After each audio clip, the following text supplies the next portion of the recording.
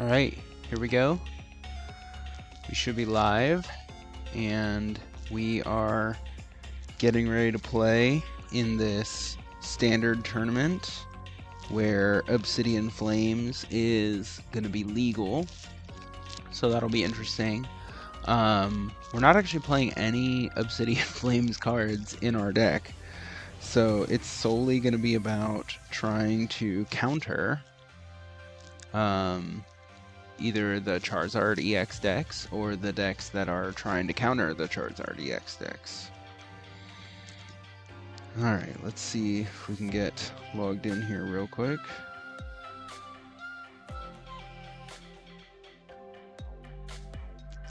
Gotta log into Limitless so that I know who I'm matched against.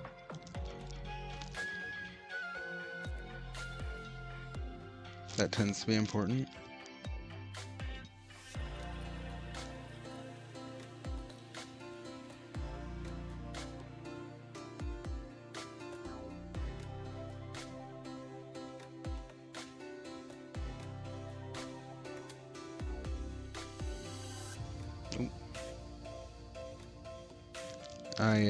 We just finished eating dinner, so I was not very put together. Okay, edit deck list, edit registration. I am all checked in. We are good to go. It starts in 5 minutes. Okay, so this is what we're going to be messing around with today. We're going to be playing Arceus, Flying Pikachu, Alolan Vulpix V-Star. And the reason for that is that Flying Pikachu can counter any decks that only or primarily use basics as their attackers, such as Chien-Pao. Alolan Vulpix V-Star can counter the new Charizard EX decks because all of the attackers have abilities.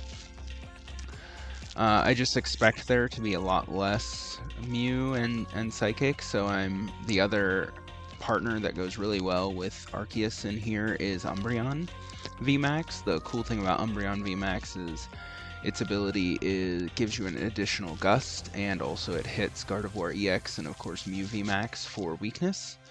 I just expect to see less of those today, plus I feel like in general I can deal with Mew pretty well between if I can get Spiritomb and Path in play. So my Pokemon really don't use abilities other than Lumineon, which we're really hoping that we don't have to use. But my Pokemon don't use abilities other than Starbirth, so once I Starbirth, I'm totally comfortable with pathing for the rest of the game. So I've got 3 path in here. I've 1 Lost City. Some matchups it's good to Lost Zone something. It's also good to be able to bump your own path, especially because while path is in play, Alolan Vulpix V-Star usually is not protected. It's not going to be protected from any rule box Pokemon that have an ability. So sometimes you don't want path in play yourself. To the point that I've even seen online, and I hope we don't run into one today, I've even seen some of the Charizard EX decks pivoting towards including path themselves, similar to what Mew VMAX did when it went full double turbo energy. So we'll see what we run into. This deck can be very bricky, so even just today I was changing up the supporter lines. There was a Raihan in here, there was a Melanie, and I mean, I don't think I ever used the Raihan, and I only used the Melanie when like I really had to. I mean, potentially they're very situationally useful, but really I just wanted more and more consistency. So 4 Iono, 3 Colress, 2 Research, honestly could probably even go down to 2 Boss and go up on either another Colress or another Research, but at this point it's too late to change my deck list again. Threw in the V-Star energy here in case we run into a lot of Giratina, but that's just not a good matchup for this deck because neither Alolan Vulpix nor Flying Pikachu really helps you there. And if we don't go first against the Charizard EX deck and they get set up, I mean, it's very, very hard to come back from that. Once they have Pidgeot and they get to Starbirth and everything, if it's one of the typical builds that's been floating around. So we'll just see what we run into.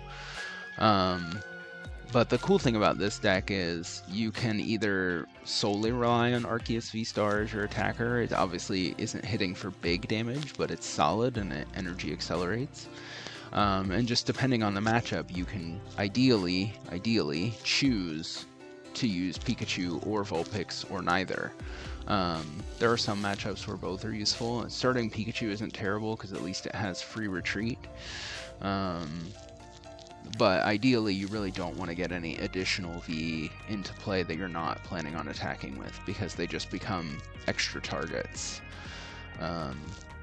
Often easy targets. Like, especially, we would never want against a Giratina to get Flying Pikachu V Max out there unless we had no other choice, because it's neither protected against the Giratina itself, although it does generally do, it works against Cramorant and other cards you might see in Lost Box, but really it's just an easy 3-prizer for Giratina to delete with Star Requiem. So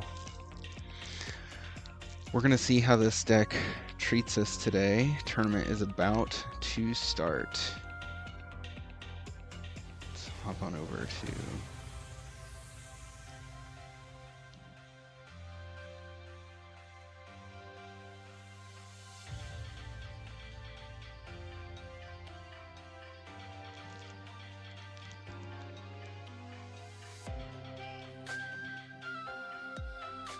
okay, yeah, that's better. And we'll get out of that, and I don't really need to be in Twitter right now, but we'll see. Okay, and we're just gonna live there, and hopefully we get lucky and have a good showing. We've had a pretty good showing the last 2 times. In the first tournament, we came in 2nd place. Playing Mew VMAX, had lots of donks and things. It was a ton of fun. Second tournament, we played Gardevoir, and that went pretty well. We made top cut, but lost. So overall, points-wise, we're 3rd place, a distant 3rd, admittedly. I think there's 100 points between 1st place, which is King Turk, who beat me, and knocked me out of both tournaments, actually, but beat me in the finals of Tournament 1. And so we will see.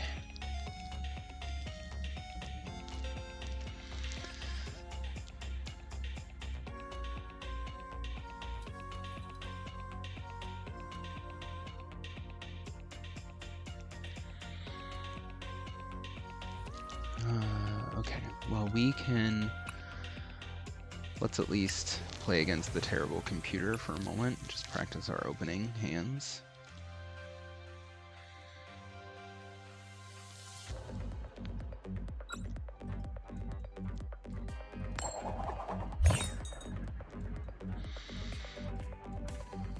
I mean, obviously, as most people know, you really want Arceus and an energy on turn 1. If you go 2nd, you really want Arceus, V, and a double turbo. Oh, and we mulliganed. Great.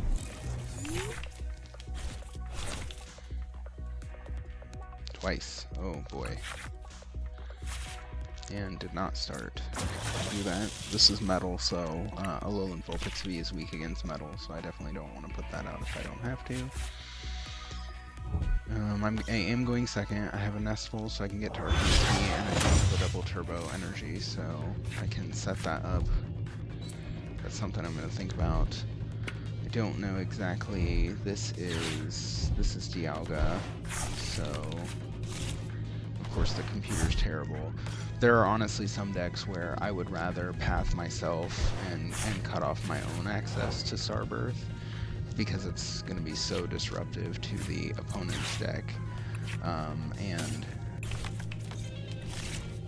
the new Charizard EX deck is definitely one of those where it is so disrupted by path that I would rather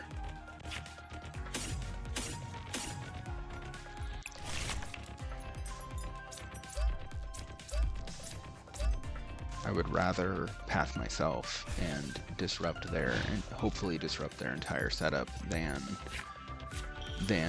save path and let them get set up just so that I can use my own Starbirth.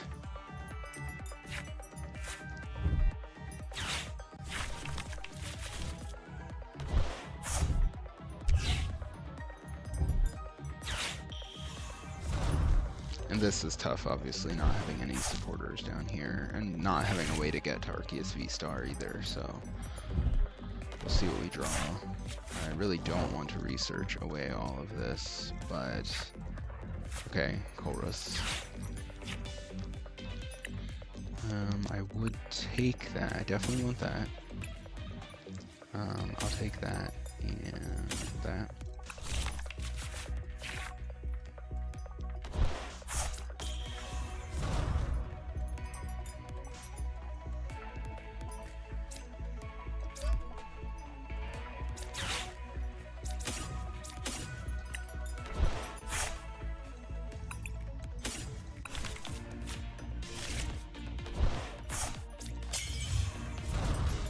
And now we're really ready to roll.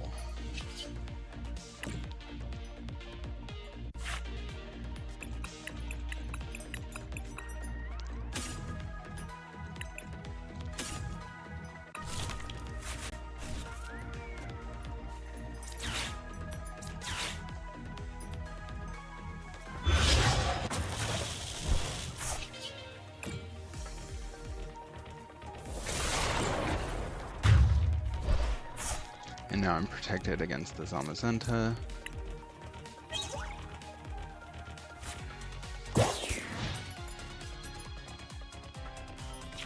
The fact that the PC opponents emote actually a lot is kind of funny, but also really annoying.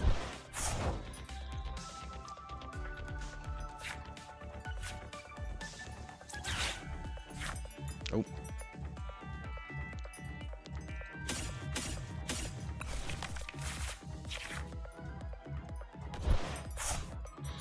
Okay, we've got our first pairing, so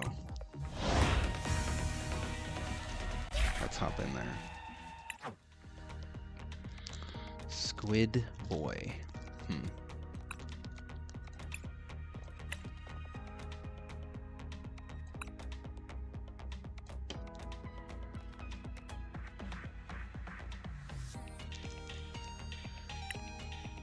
Very interesting username there.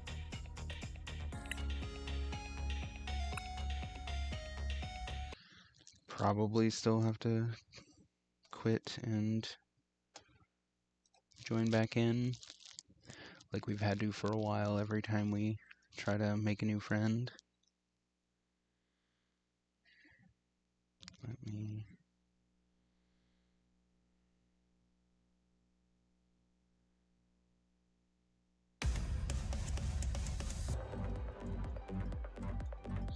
see if my opponent checks in.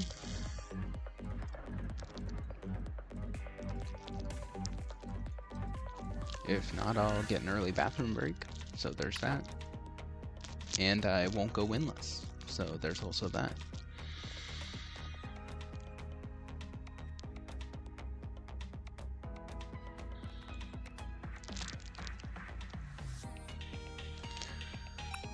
So yeah, so just to go over this again, I have a 2-2 line of each of the secondary attackers, a 4-3, very typical 4-3 line of Arceus V-Star. Luminion is of course really useful, not as an attacker, but ideally it's the play Luminion for the last boss that you need in the game. Spiritom's really here for Mew, although it's good against some other decks as well, like Miraidon, if they rely on Raikou V early. 4 Nest Ball, 4 Ultra Ball to try to get you to your Arceus V-Star, and then whatever secondary attackers you want. 2 switching cards in the form of Escape Rope and Switch. I added the Super Rod. I know that not all of the decks play this. It just really felt bad early on to lose. Of course, at that time I was playing 3 or 4 research, so maybe it's not as useful now, but Late game, eventually you run out of basic energy after you accelerate a couple of times with Arceus, and sometimes that leaves you in a tough spot late game where you can't power up another attacker. So being able to do that, or put Spiritomb back if they snipe it, or put Lumineon back and then Ultra Ball for it to get the last boss for game. There's a bunch of different plays you can potentially make with Super Rod. So I liked that addition. The original list had 2 Lost City 2 path because it was more Umbreon VMAX focused, and I'll actually probably pivot back to Umbreon VMAX because I have a local challenge next week, and Obsidian Flames is not legal, and I've already run into multiple Mew at locals, so no Obsidian Flames, Psychic types, pivot back to Umbreon. You just, of course, ideally, you don't want to path yourself and lose access to Umbreon's Gust, but in those matchups, it's more important to use it for its, hitting for weakness. So if you lose the Gust, it's not the end of the world.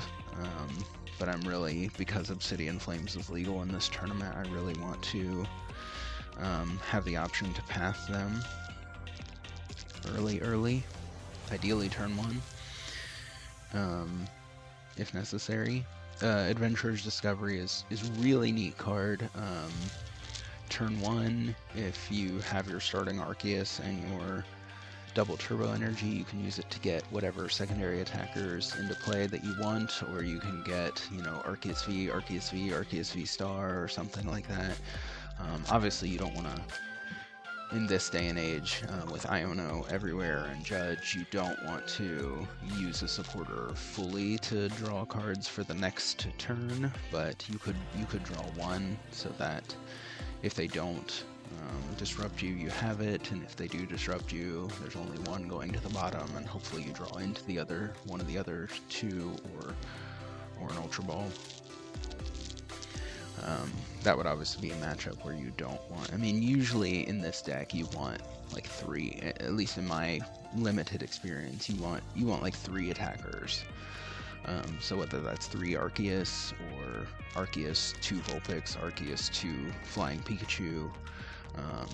A lot of times if you're going second, you need to get 2 Arceus down on turn 1 so that they can't totally deny you Star Birth by just knocking out the 1 that you have, especially with these Charizard EX decks with playing their own Arceus and their own Pidgeot EX purely as setup Pokemon. You're not safe even on turn 2 for them. They can boss up, attach a Vitality Band, and do all this craziness, or a Choice Belt, and they can knock out your Arceus V. So you need 2 so that you can evolve to Arceus V Star and Star Birth to hopefully set yourself up well for the rest of the game. So 3 or maybe 4 V in play at any given time. That's certainly an advantage that Alolan Vulpix V-Star has over Umbreon VMAX. It only gives up 2 prizes instead of 3. Obviously, when you're giving up 3 prizes per knockout, you don't have a lot of margin for error. I think the original version of this deck had a Volo in it, and I maybe should put that back in, but I haven't done that. Kind of just prize racing against smaller decks. You're just hoping that they can't deal with your high HP fast enough, assuming that you can't lock them out with one of the 2 secondary attackers. It looks like my round 1 opponent might not show up, but there's still 3.5 minutes left, so I don't want to start another matchup. Obviously, because having energy is so important, you've got 4 double turbo. Again, added the V-Guard energy primarily for Giratina, because Giratina does 280, Arceus V-Star has 280, so you make it that much harder for them to one-shot you with the basic Giratina attack. And then I have 4 basic energy of each of the types that go with the secondary attackers, and the really nice thing about these secondary attackers, as opposed to something like a Duraludon, is they each take just one energy of their type and then 2 colorless. So you can fully power them, or sorry, that's the V. You can fully power them in 2 turns. You can fully power any of these attackers in 2 turns manually if you have to.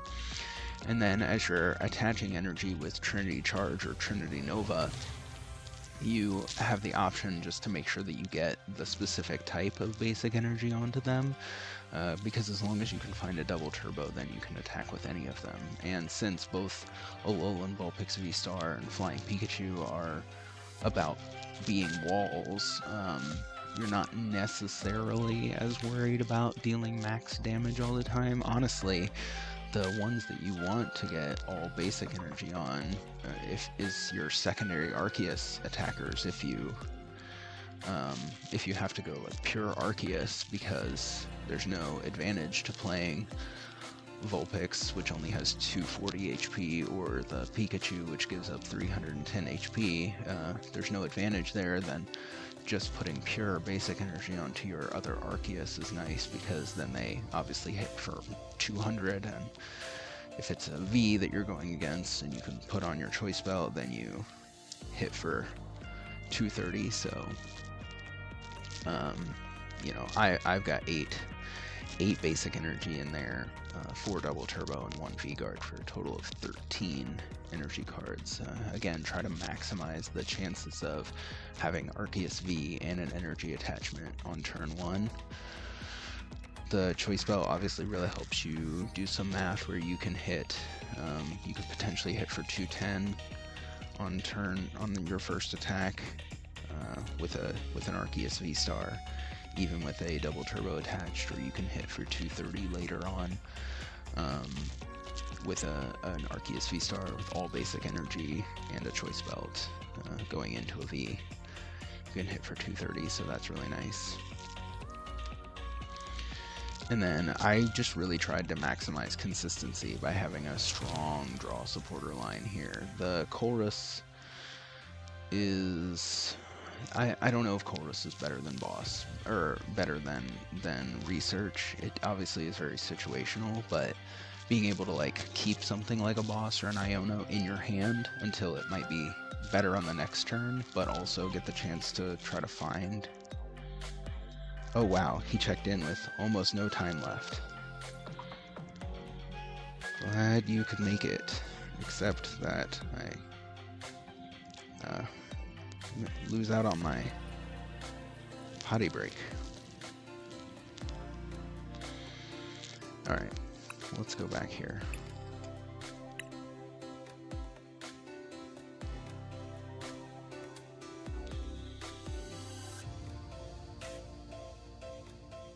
So I can see some of the people who are probably also playing in the tournament right now. And we will...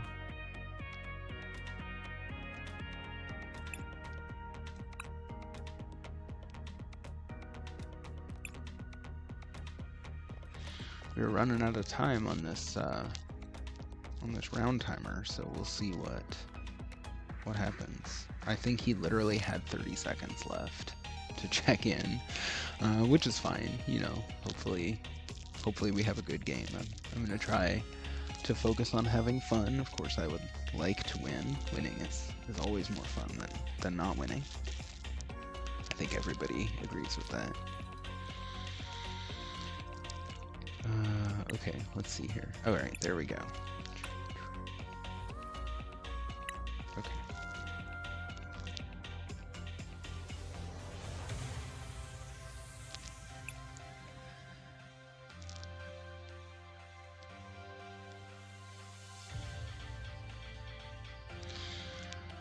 I'm gonna wish him luck, because again, I'm trying to be cool, trying to have fun. Of course, I want to win, and I do feel some pressure since I've done well in the previous tournaments, but you know, hopefully we have some good games and we don't just lose to like terrible bricks and things, especially after we tried to make the deck less bricky. It'll be interesting to see what people are playing with Obsidian Flames out now. I certainly expect to run into a Charizard EX or two.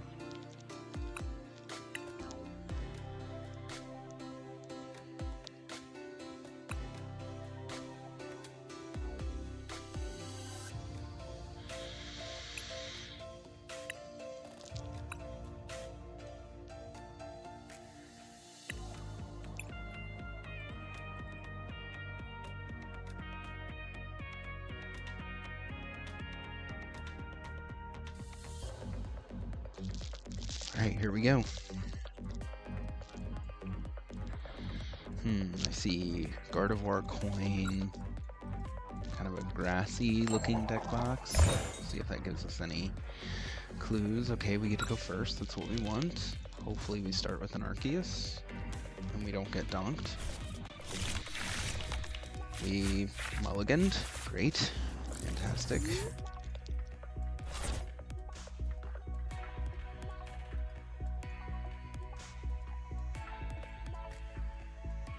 Excellent way to start.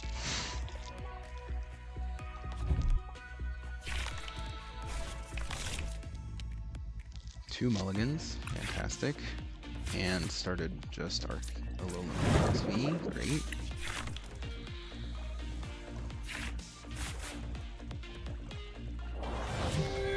Okay, Gardevoir.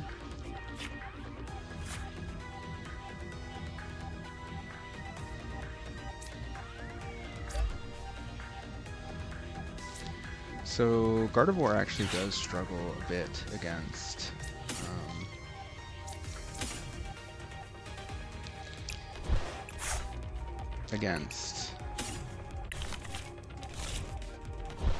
Alolan Vulpix V-Star, so man.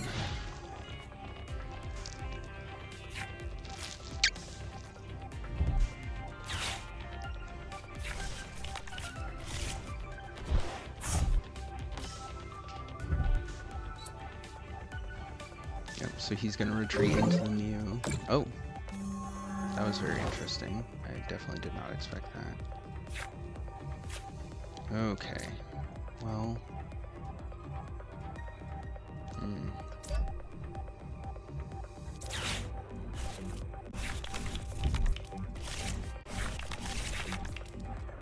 Oh, we got super lucky there. We drew into the Alolan Vulpix V-Star. We're gonna go ahead and nest ball for the other Alolan Vulpix V. And then Ultra Ball for Arceus V-Star.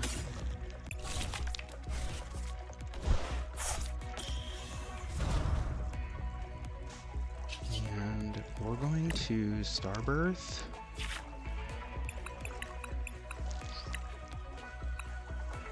For a Chorus and a Path.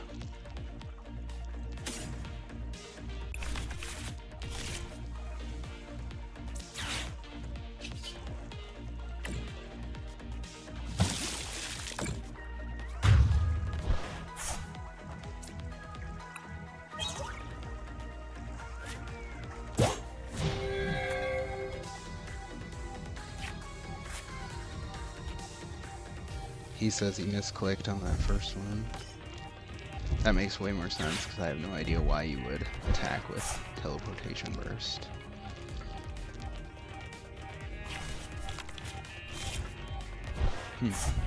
Getting the Radiant Greninja with Path in play.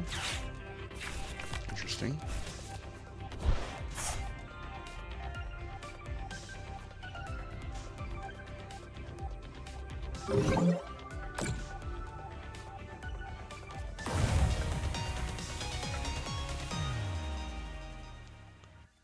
Okay, I guess that's it.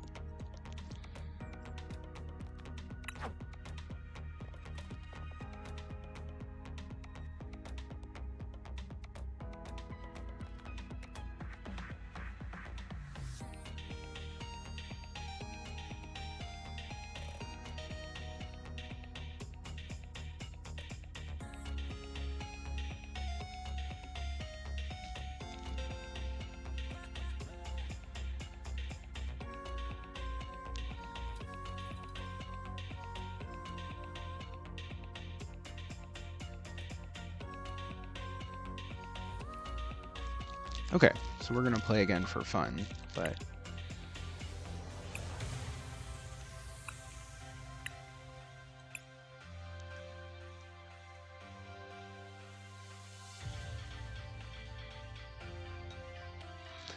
that's way better than just sitting here doing nothing.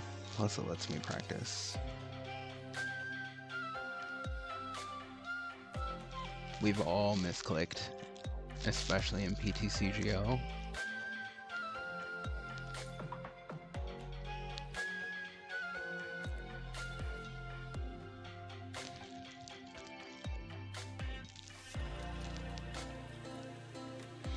Honestly, with that first, well, the Zacian, you want to block Zacian if they have it from getting in there and starting to accelerate energy to itself.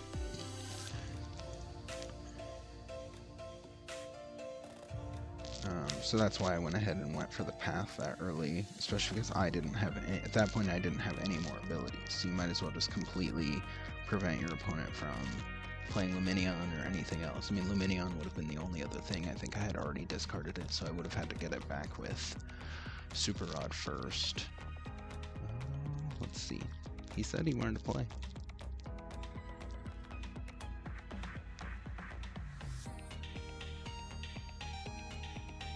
12 of 15 matches completed.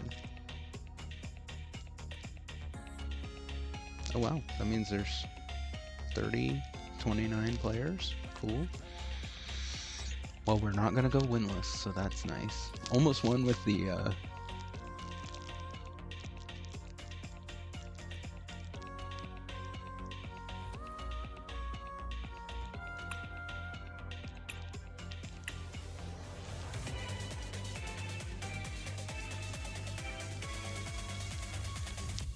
Alright.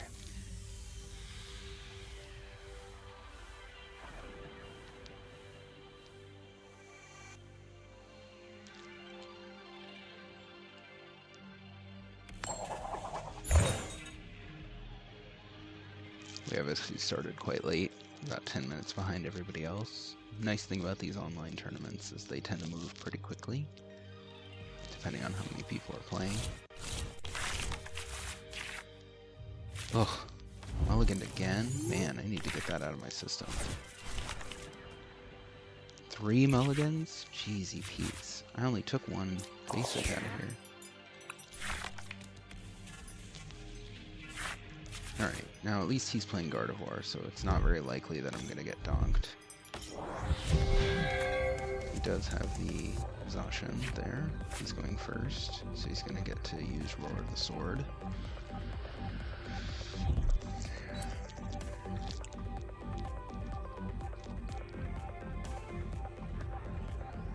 Must have a pretty dead hand.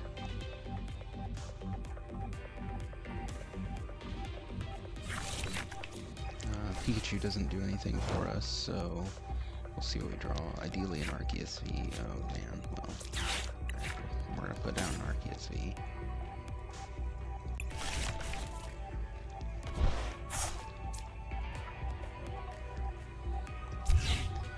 Now, do I risk? Yeah, we're gonna risk it for the biscuit. Oh, we did not draw into...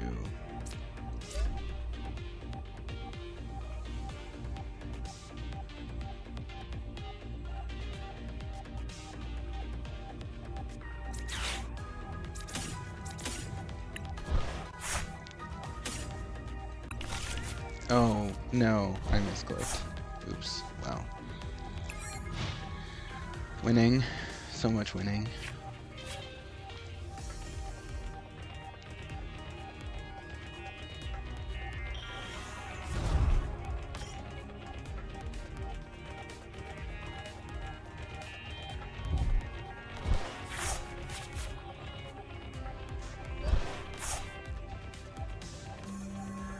Interesting. Ah, wow.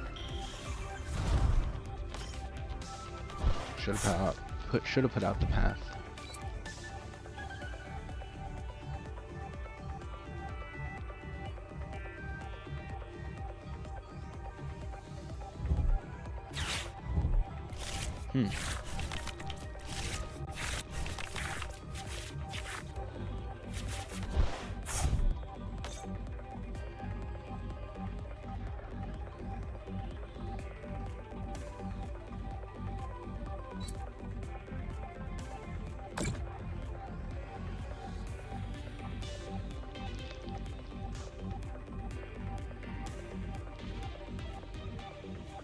So I went for the research there to try to get to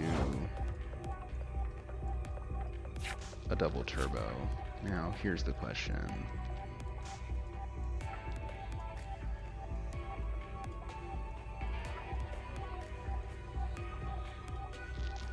I definitely need double turbo. There's no way for me to excel. Well, here, we can do this.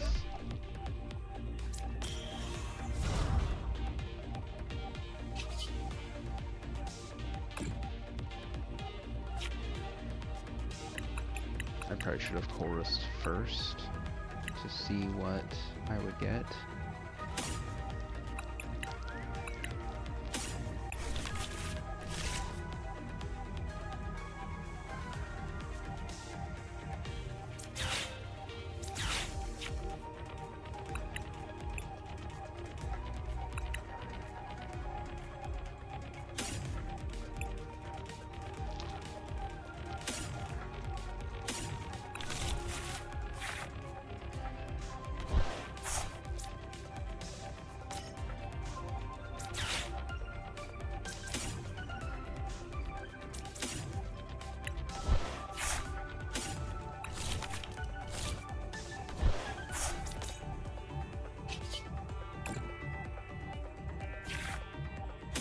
Oh man, that's bad.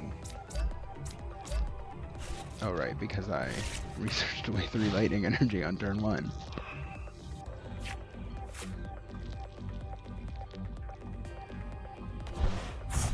Okay, he bumped my path, that's fine.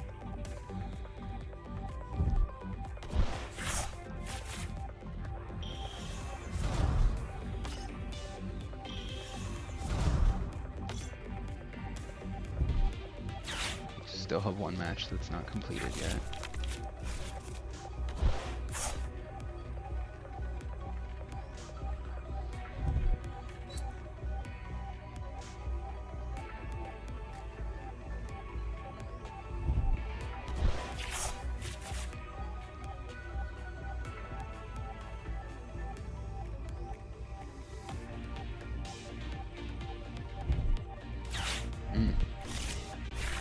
That's a problem. Okay, I'll be okay.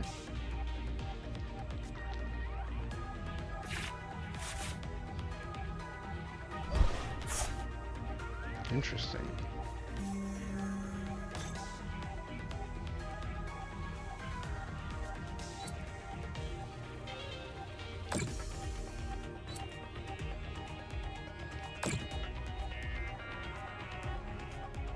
Guess I can understand only wanting to give up 1 prize.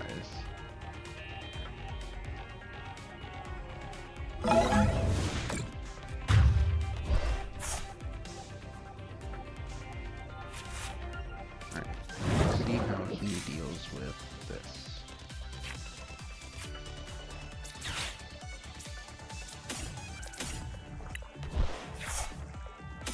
This time I actually do want the Vulpix V-Star.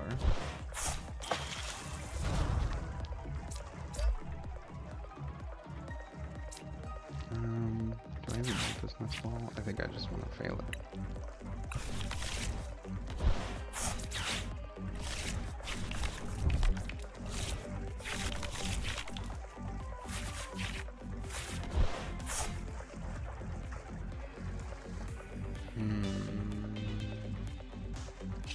I don't want to play Path to the Peak, actually.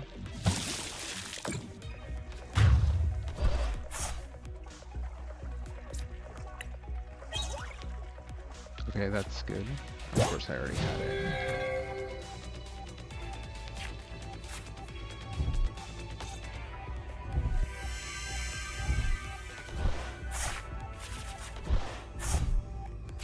Yeah, I do not have any way to attack the bench, which is another key way to counter Arceus or Charizard EX.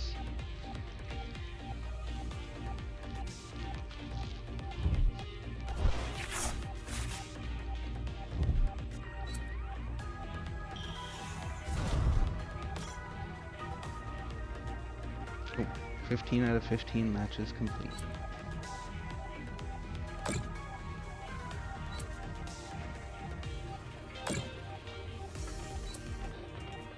not sure he knows what Alolan Vulpix V-Star does.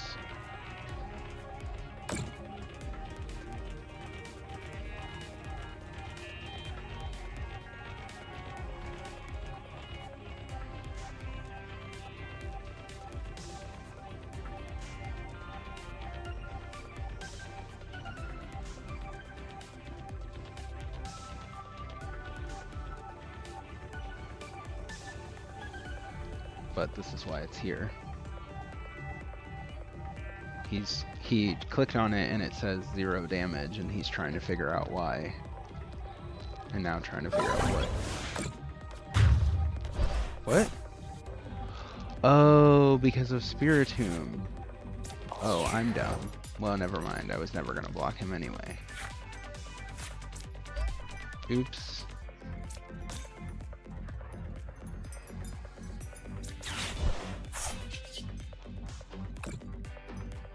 I have no basic energy left to accelerate. Oh, new round has started.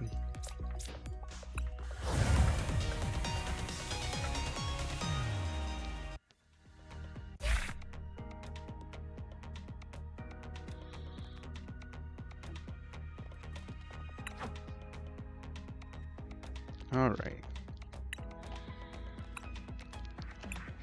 New opponent.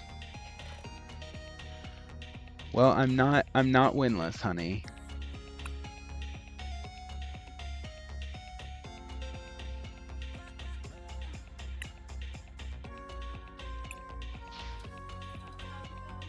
I won my first round.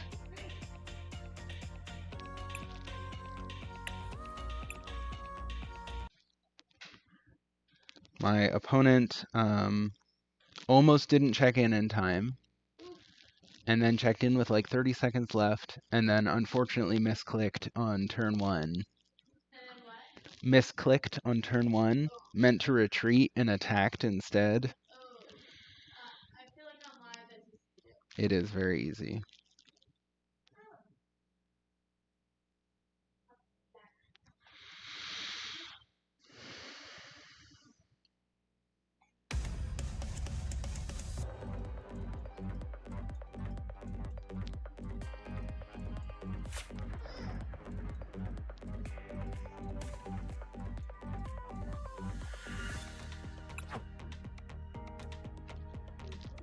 All right.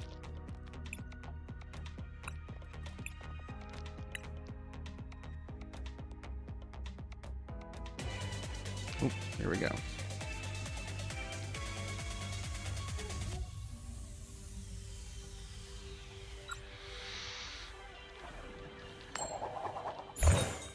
Heads, right? Let's see if I can manage not to mulligan this time. Oh my goodness. Well, at least we both mulliganed. Of course, I had to take 2, and he had to take... Oh, he's playing Mew. Excellent.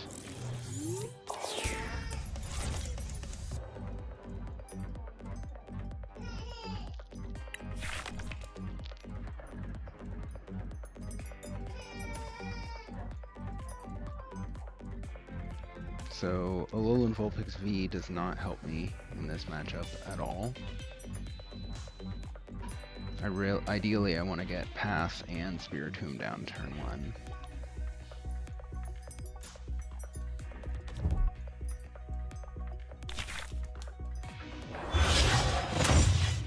Okay, that's definitely not what he wants. Okay, there's an energy, so that's fine. And we will go ahead and end the turn.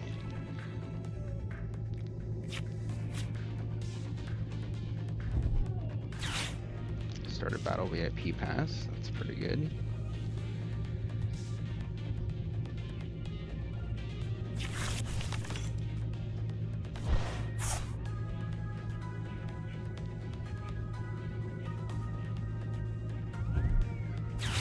Wow, 2 Battle VIP Pass in the opening hand.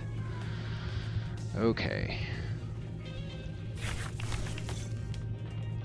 Hopefully he can't mellow it at donk me, even with Spiritomb in play. Already had that happen once today.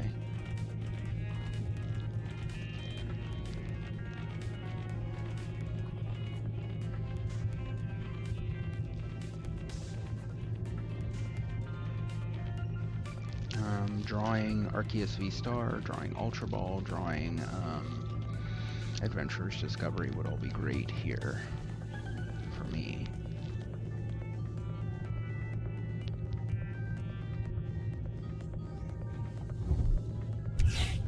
Forge Sealstone, that's obviously going to help even once I pass him, and it's not blocked by Spiritomb or Path. Not blocked by Spiritomb or Path.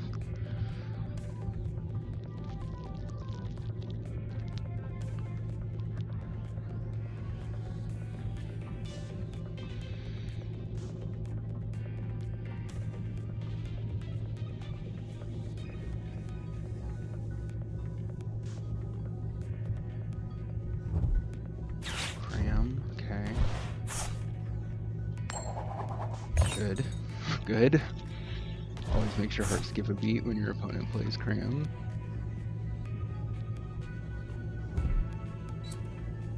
Okay.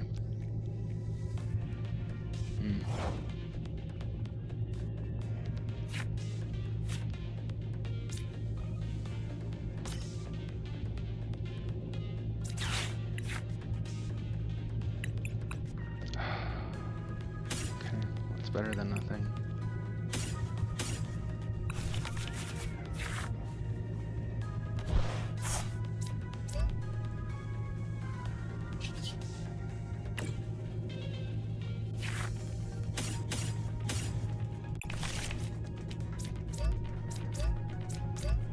Really like to get Path down that turn, but can't help it. I'm not gonna Iono him.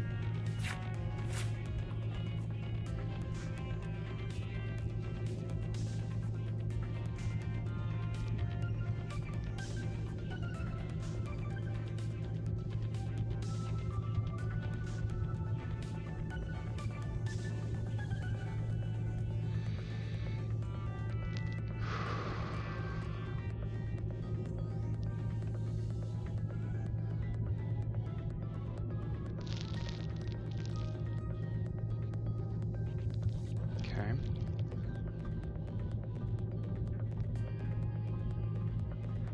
What are you going to get?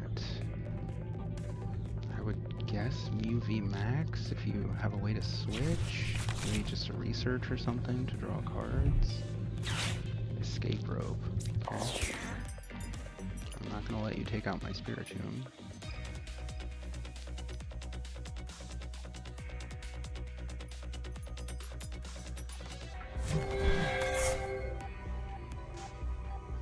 You already have the Mew V Max? No. Interesting choice.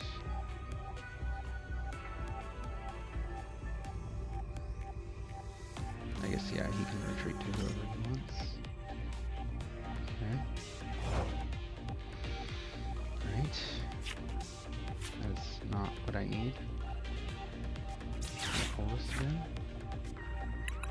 Alright, there's Path. There's that.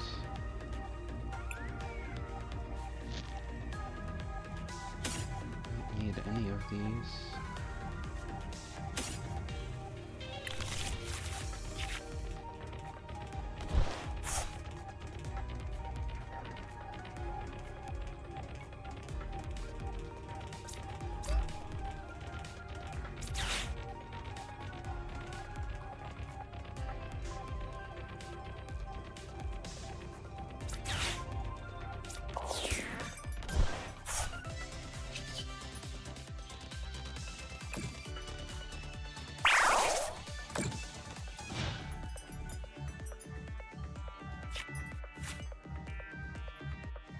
Cannot believe I've not hit Arceus, Ultra Ball, or Adventurer's Discovery yet.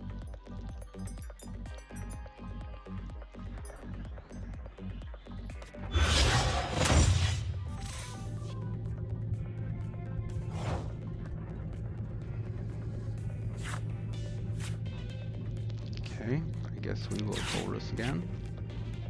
There we go. There we go. I'll take that.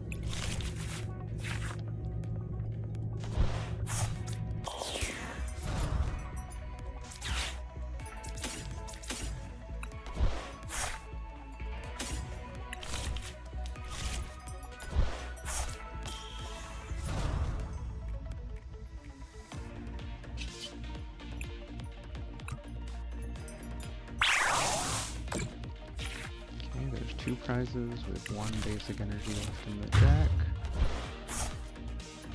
which means there are a couple in here.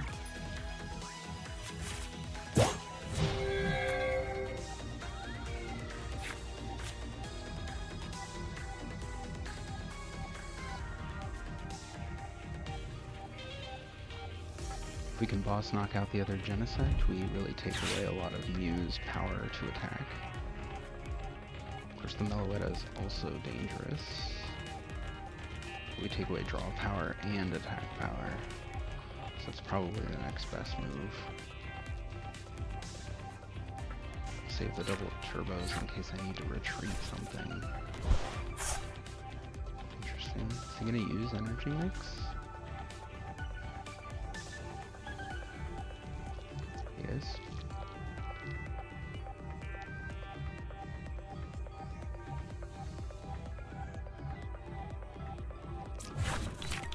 And energy card.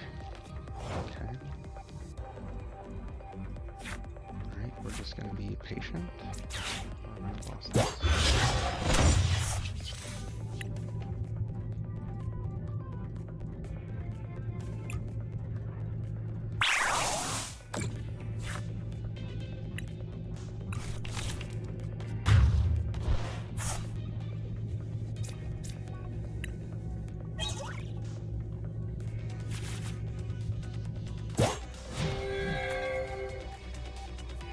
Obviously a boss would be perfect. Oh well, I cannot Luminion under Path, and I already got rid of my own Lost City, so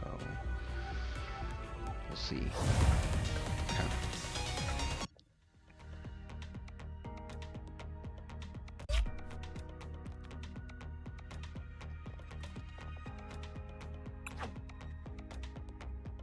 I don't imagine that he's really going to want to talk to me after that. I had super good luck starting the Spiritomb, and he didn't have a counter to it. And it was weird that I could not get to Arceus V-Star quickly enough, but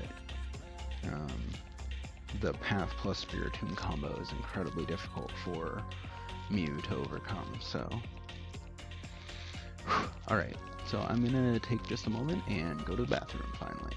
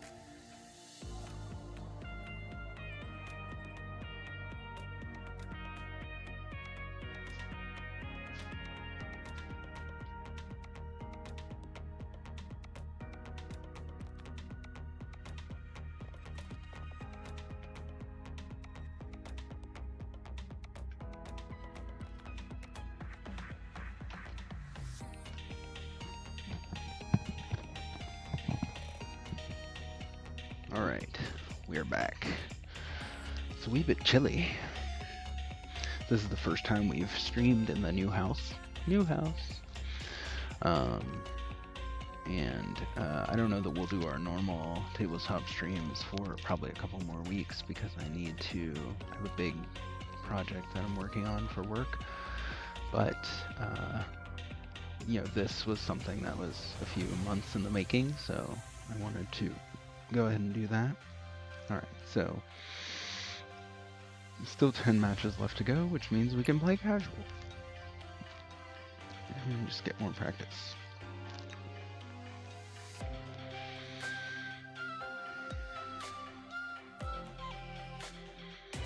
I have yet to start Arceus as my starting basic without mulliganing.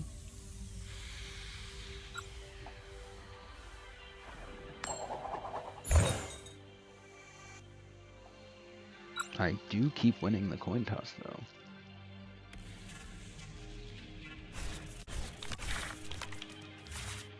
Oh hey look. Alright, we'll see what we're playing against.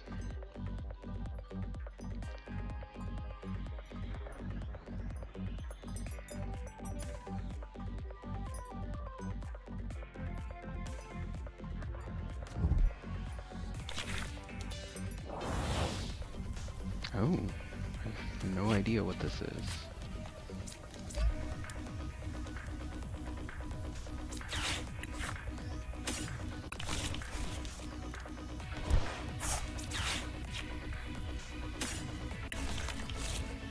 Oops, I meant to grab Alolan Vulpix.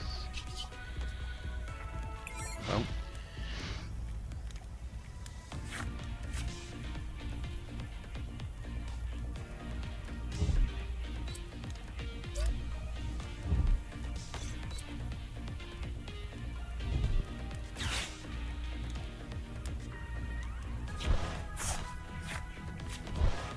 Interesting. Is this just a Charizard deck? With some random other attacker? Canceling Cologne? What?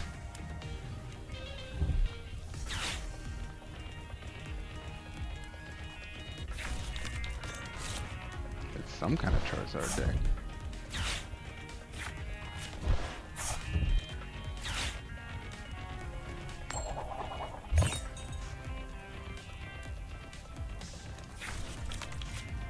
Okay.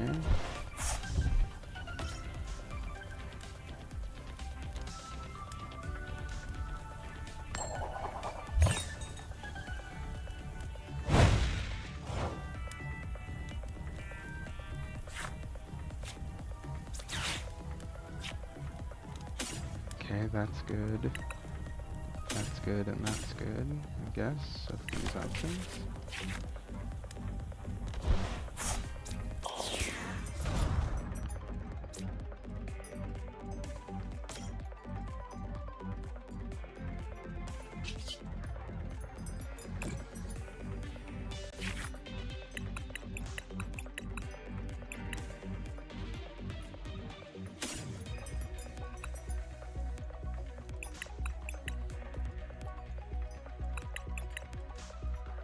I already have Path, right? Yeah.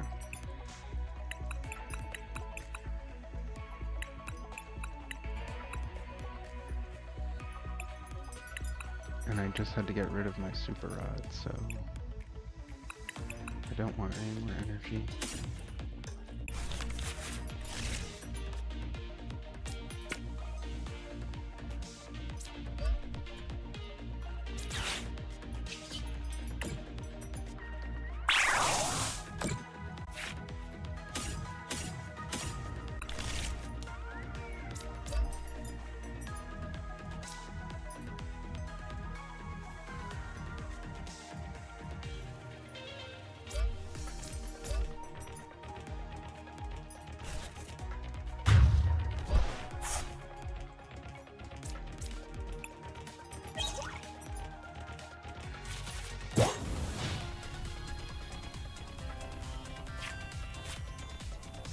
Ideally, I want to shuffle these energy back into the deck so that then I can just accelerate them with Trinity Nova rather than having to manually attach. I would rather shuffle them in, draw a double turbo, attach the double turbo, and then accelerate with Trinity Nova.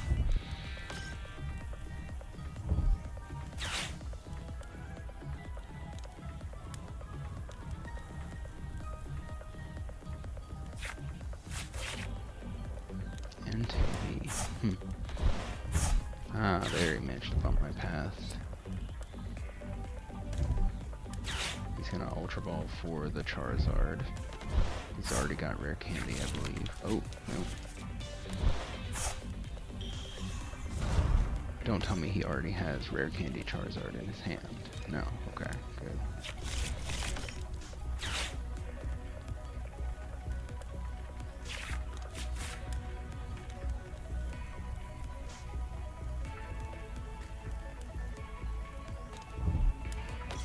Wow, that is a lot of Charmander.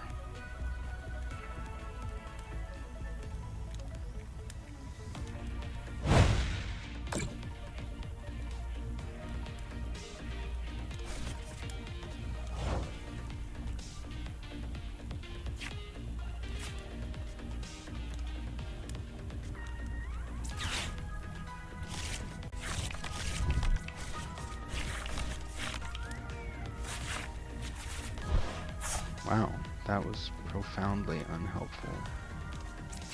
We're just gonna burn these.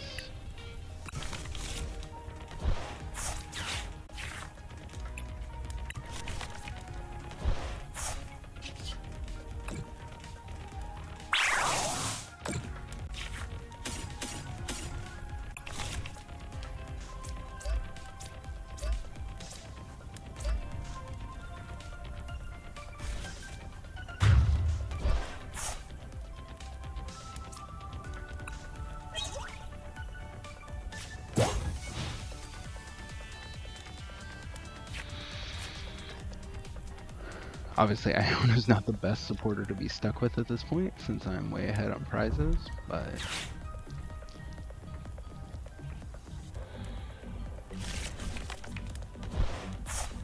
Okay, 12 of 8 matches completed. I'm not actually sure how many rounds we're doing.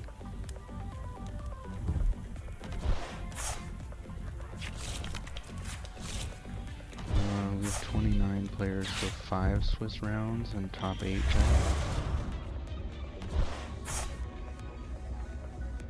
Oh hey, there's the Charizard.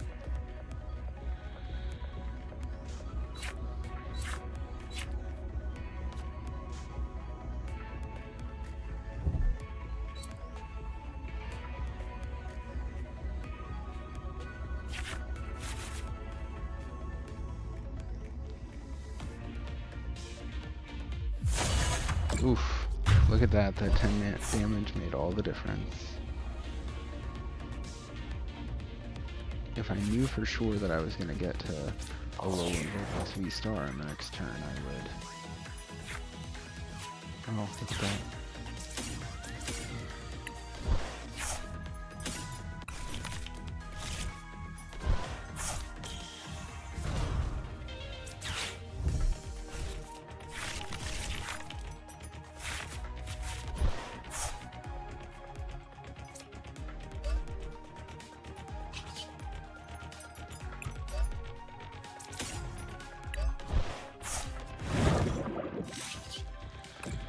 Unfortunately, I've already given him 4 prizes on the board there pretty easily, so if he can just boss,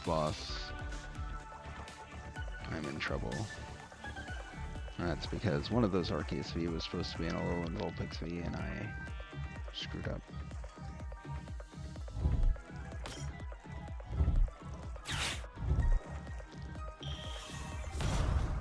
I also have failed to find path.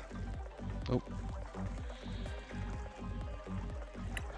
All the matches have ended. Well, we'll see what happens next. See if he realizes that he can't attack a low level Pixie Star. He's gonna retreat. What does this one even do? 200? But it's weak against water.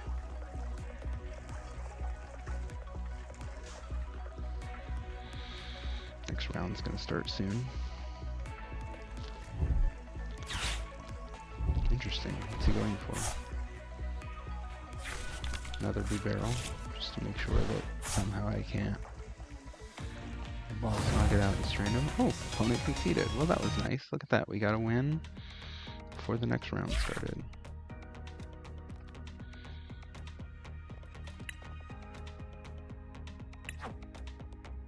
But that's one of the reasons the Lowland Vulpix V-Star is in here. It's for that deck. Well, for that card, that Charizard EX. Just have to be smart about when to play Path and when not to play Path. Because again, well, and I messed up in that earlier, the for fun match against the Zacian. Putting down the Spiritomb actually hurt me because it took away Zacian's ability and allowed it to attack a Lowland Vulpix V-Star.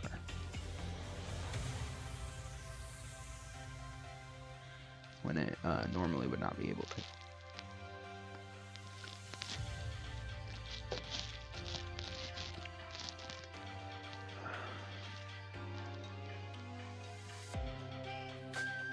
Alright, here we go.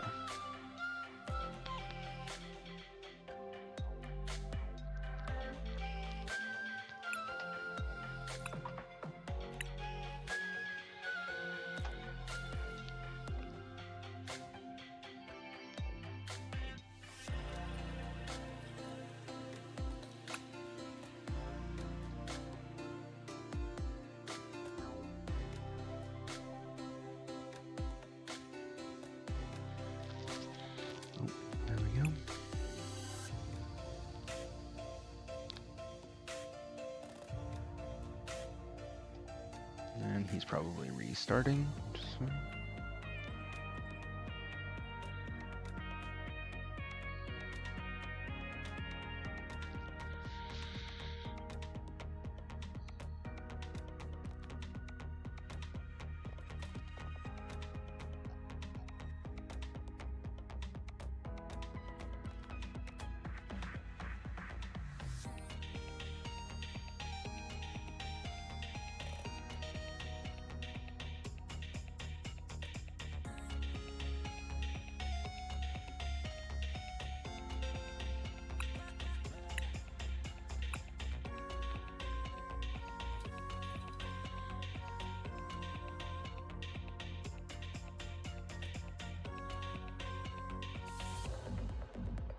Alright, here we go.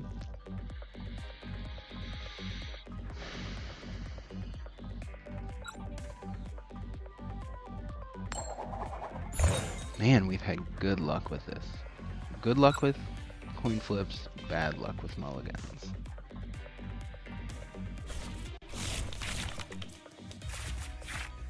Mulligan.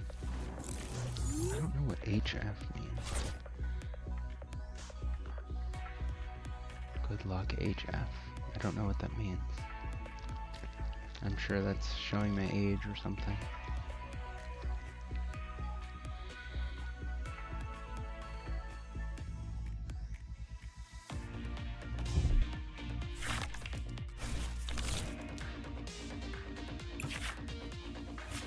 Okay.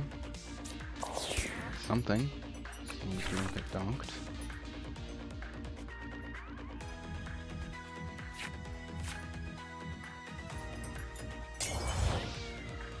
Okay.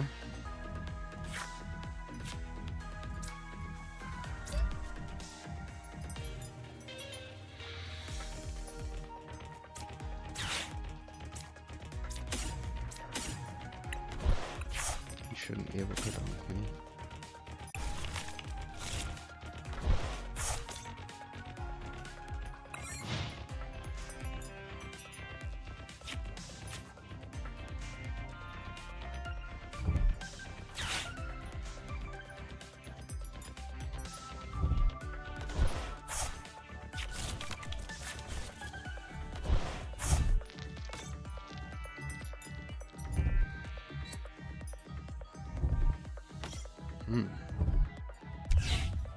Interesting. Very interesting.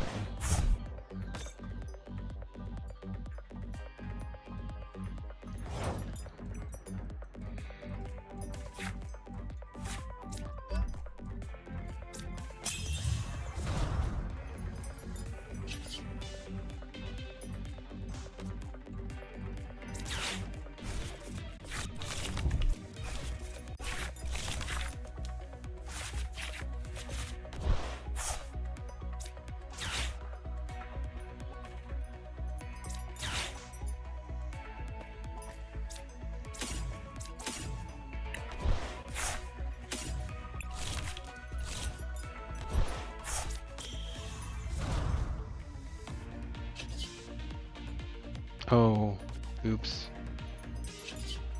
Dummy. I played the path one before I Starbirth. Well, guess that means I still have Starbirth for later.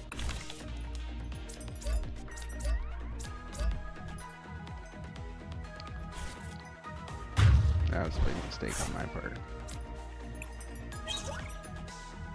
Okay.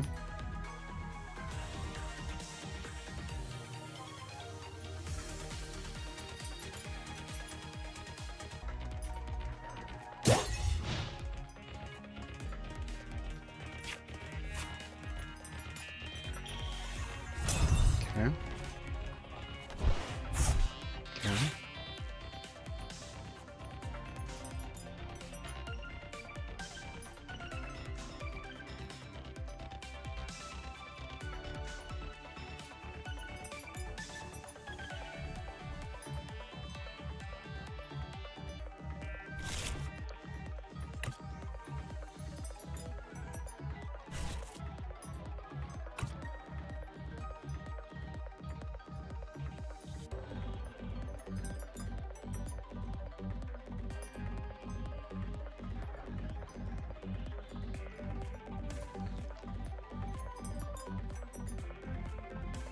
So what I'm thinking about, I'm pretty sure there's no way he can one-shot Arceus V-Star.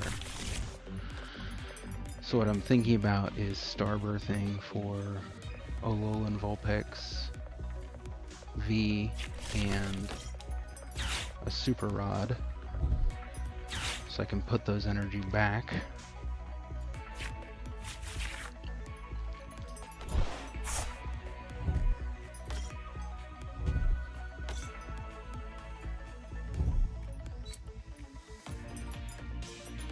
And power up my other.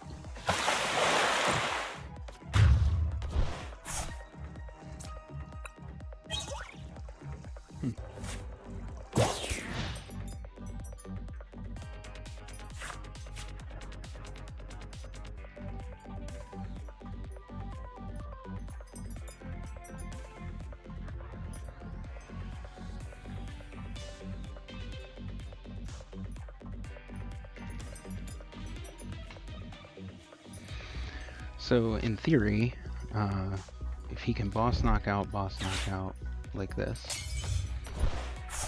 then you know, that's something, but he should not be able to. He should not be able to attack any of my Alolan Vulpix. He should not be able to attack my Alolan Vulpix that attacked on the previous turn, unless he can force it to the bench with like an escape rope and then boss it back up. But hopefully I'm going to have two that are able to attack here shortly. Ah, that's a problem. Well, I'm definitely going to boss knock out that. Because that is weak against water, yes.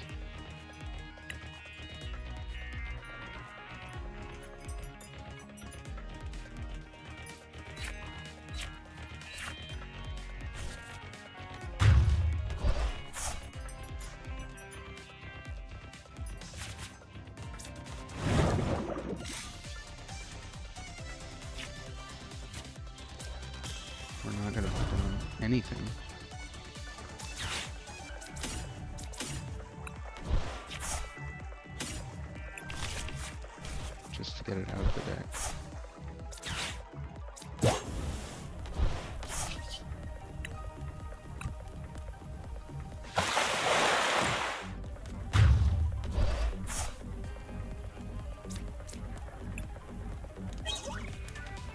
There's water.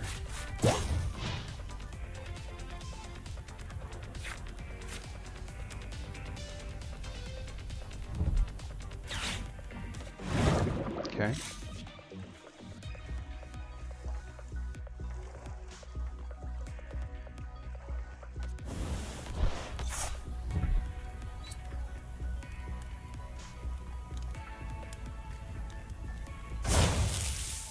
That's definitely a thing you can do.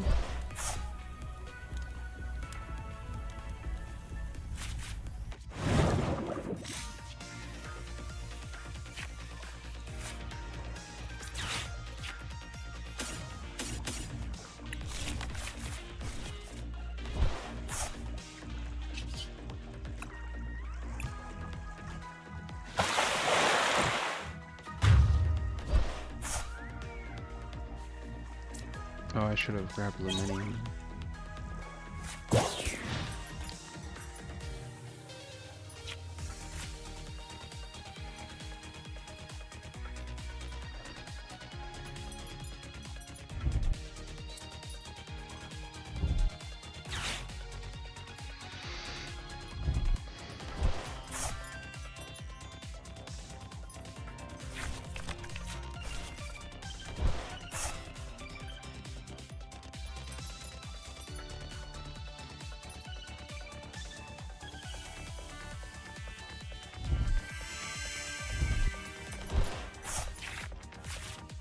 Unless he also plays Path, there should not be a way for him to attack me. Because there's no way to remove an effect on a Pokemon in the active spot.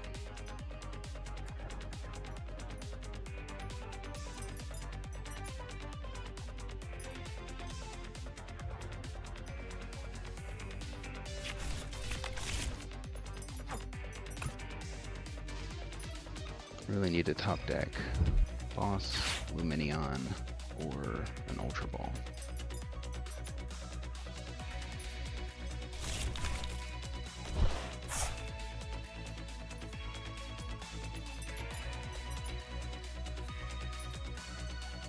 Obviously, I used Adventurer's Discovery last turn to thin my deck. Interesting. Okay, good. There's Boss.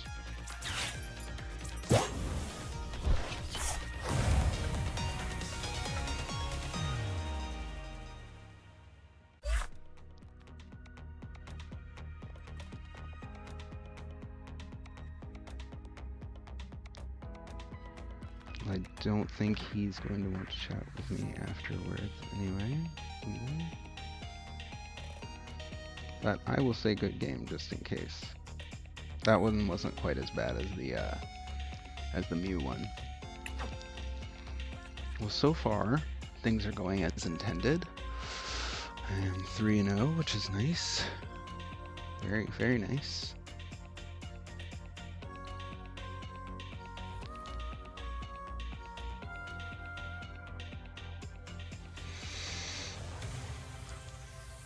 Is Turk not in here? Oh yeah, there he is. Right above me. Of course, always above me. Always above me. Which means I'm sure we'll end up playing here soon.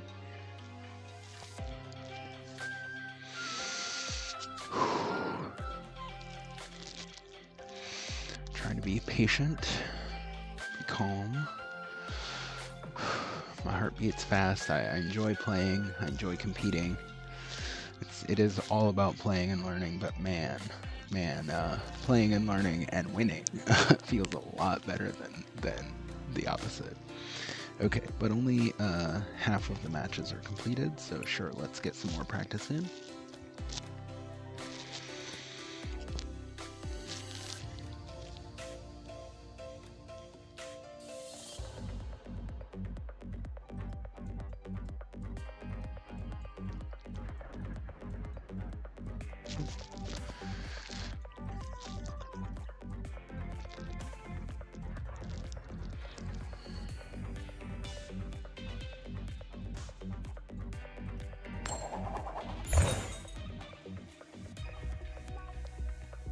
Okay, this is the first coin flip I have not won today, which Absolutely makes a huge difference.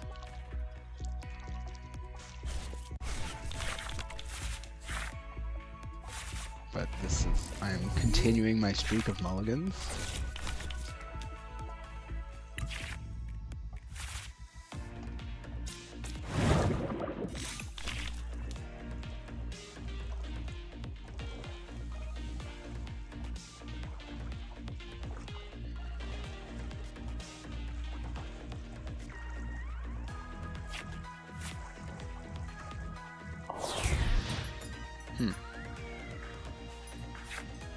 It's another Arceus deck. This may be a time where it would be... Oh, Arctina.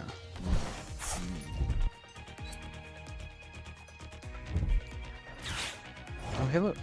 Path.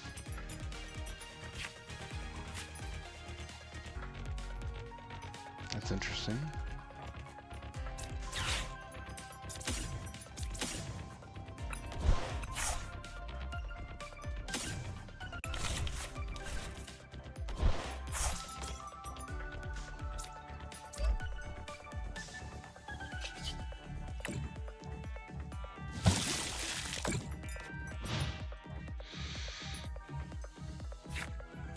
Out of 14 matches, so we must have had some people drop already.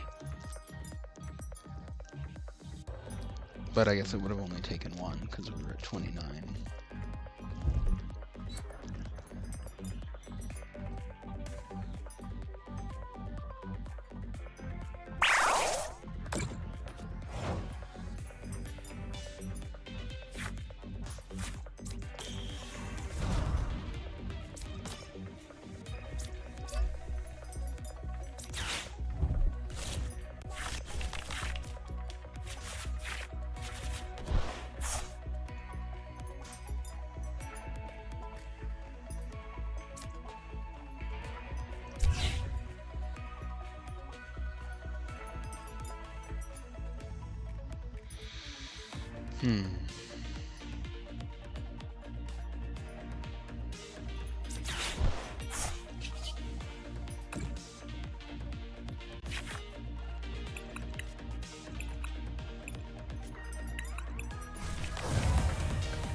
Okay, well, that works out. I think I'll probably run to the bathroom again real quick before this next round starts. There's 2 matches still going.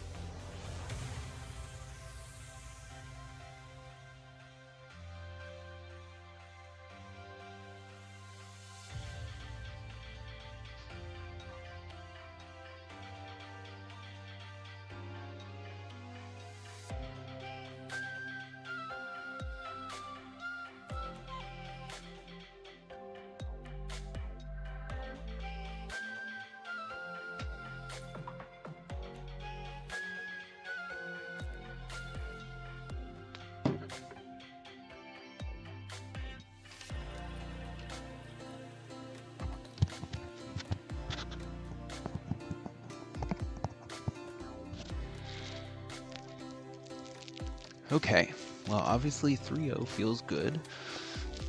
3-0 with 6 rounds though means we could end 3-3, but we've had some good luck so far.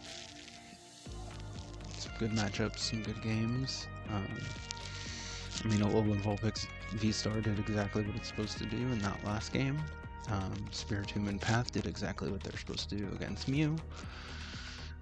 First game was mostly due to that misclick, or that certainly didn't help, but we were also in a good place there, and the practice match reminded us not to use Spiritomb against basics with with abilities when you're trying to use a Alolan Vulpix V-Star.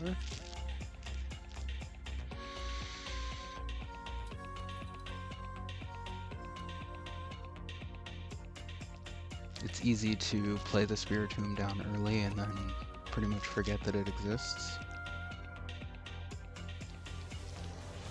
Spiritomb also blocks your own Lumineon, so that's something else you need to think about. You need to make sure that it's worth it to put it down against the deck that you're going against. I do think it's useful against Miraidon, not obviously the Miraidon itself, but against Raikou. Zacian V it can potentially be useful against, and then obviously Mew. It's very, very, very good against Mew. Which is, I think, why we're all surprised that Mew just won Worlds. Obviously, if they're smart enough, they can get around Spiritomb alone with Fusion Strike energy, but if you can Spiritomb past them early enough and they don't have exactly the right counters in hand, it can be quite difficult for them to get around that. Alright, only one match left to finish, so let's see. I just got my first ever prize pack code card the other day, so let me see if I can grab that real quick and we can open it.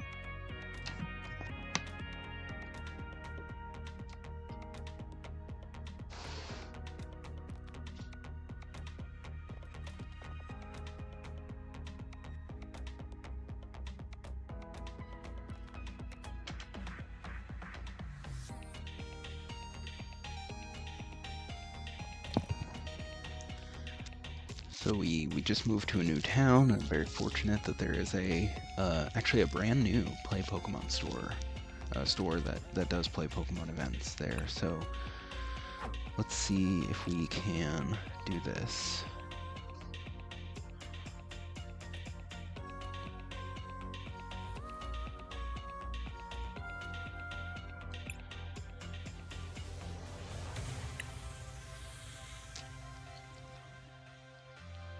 See if we get anything fun.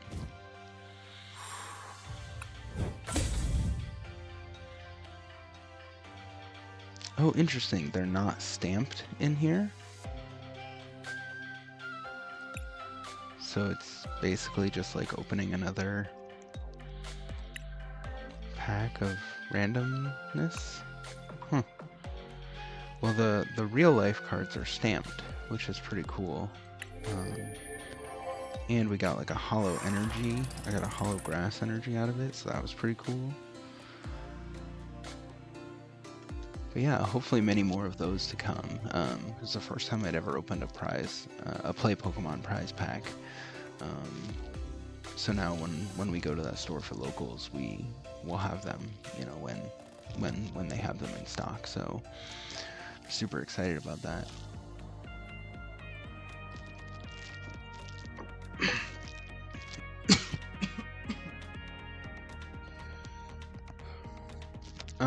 Definitely not a hardcore competitor, not traveling to regionals or anything like that. I honestly think it would take one of the boys, one of our kids, to grow up, get really into the game, and really want to go and compete for us to start traveling for regionals or anything like that. But I really enjoy playing. I really enjoy we really enjoy playing with family, playing with friends, teaching kids to play, because the game is so great for kids. It's fundamentally simple, and some people think that's a bad thing, but there's such a high skill ceiling. There's so much nuance at the highest levels of Pokemon that there's a lot of room to grow, but it is fundamentally simple.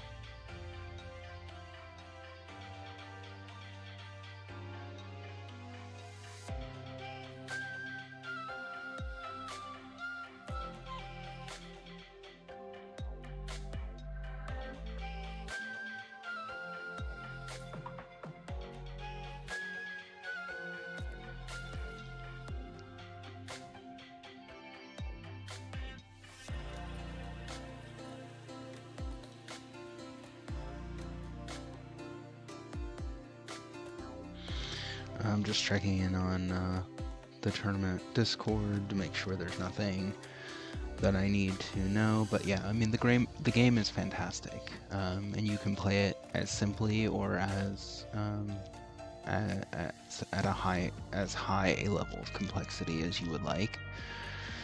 There's a lot of room for growth, a lot of room for skill expression, a lot of room for experimentation, especially when you're just playing casually. Obviously, when you're in the thick of any competitive scene, your locals are going to have their own culture, but there's always going to be those decks that are considered to be the best. And then there will be decks that can beat them, and there will be decks that can beat one of them and not the others, and so there's always options. And you can also play retro. Something we've really enjoyed is we have quite a few, I mean not that many when you think about all of them, but we have several World Championship decks. We have several complete sets of 4, and those are cool to look back on. They're obviously not real versions of the cards, but the World Champ prints of, some of the best cards in the game ever, put together in some of the most successful ways ever. And you can always sit down and play with the World Champ decks if you have them. The newer ones are obviously really accessible. The older ones are tough, especially the really old ones, but even some of those aren't too bad.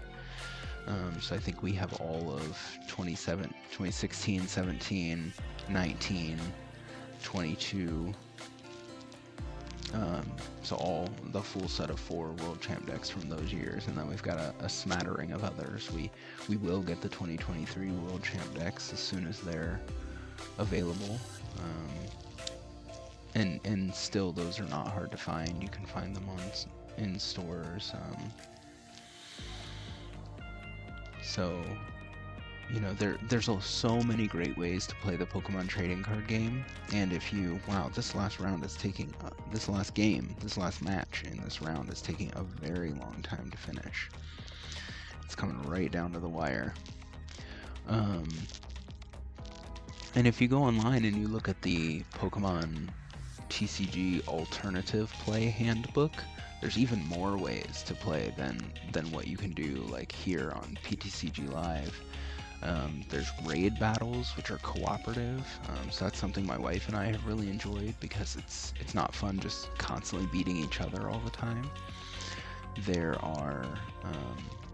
There's something called Pokécatch that we have a couple videos on that we've played with our older boy. He can't even read yet, and he really enjoys Pokécatch. It gets him moderately familiar with the energy and the energy types and counting them and kind of the format of a card, but it doesn't require him to read, and it is actually fun, and there's obviously quite a bit of luck. We've added some trainer cards into it to make it a little more skillful.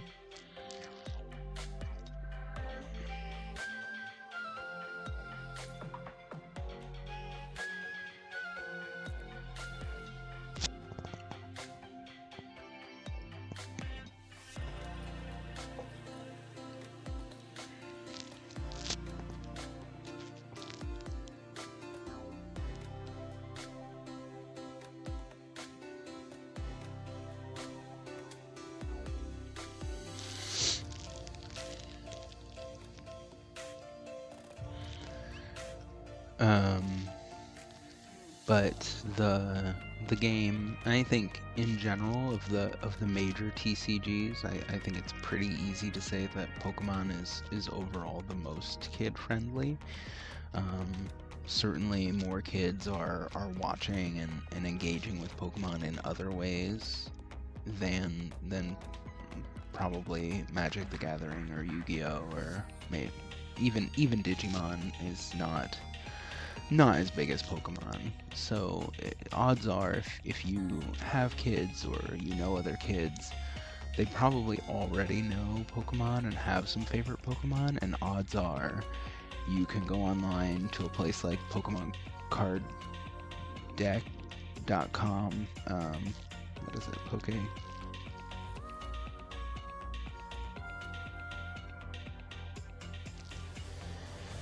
And you can you can look up, you can find decks built around your kid's favorite Pokemon, and you can give them the opportunity to play with their favorite cards. Oh, that's not what we want. Let's see, we want this.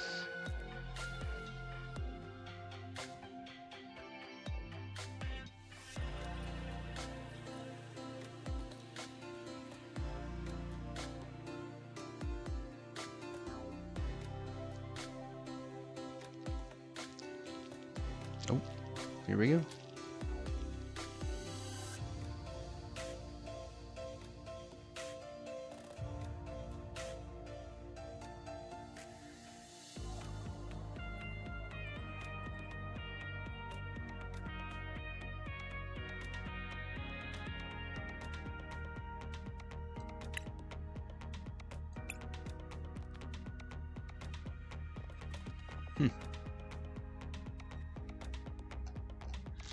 Alright, we are ready for the next round.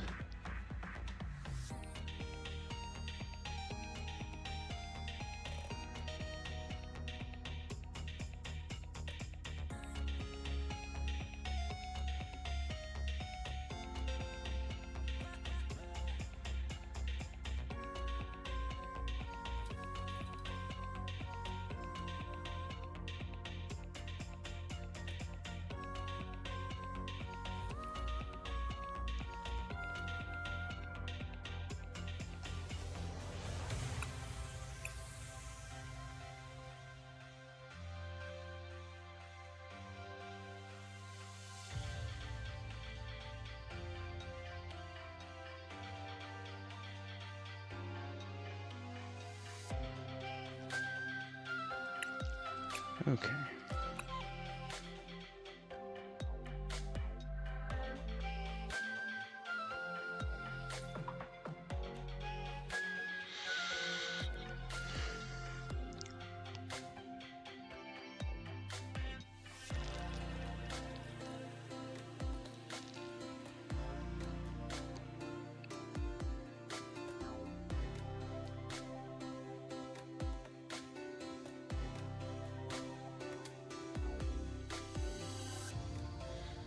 We've had this before where we've both challenged each other at once. Oh, here we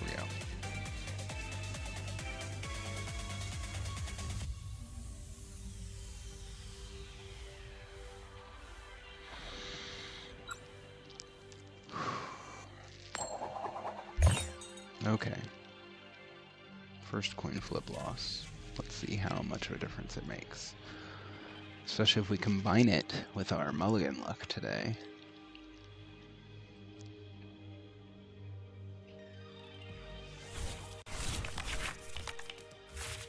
Okay, we did not mulligan. Good.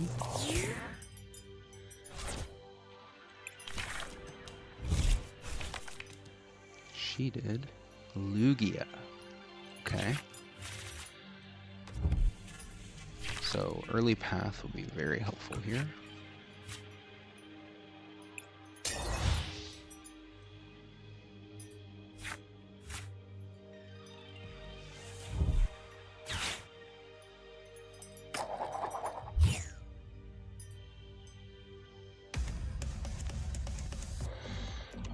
I don't know this matchup super well. I would think that Alolan Vulpix V or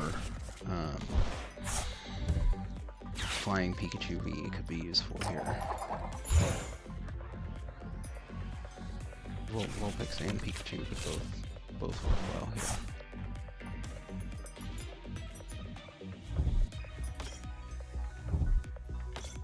Okay.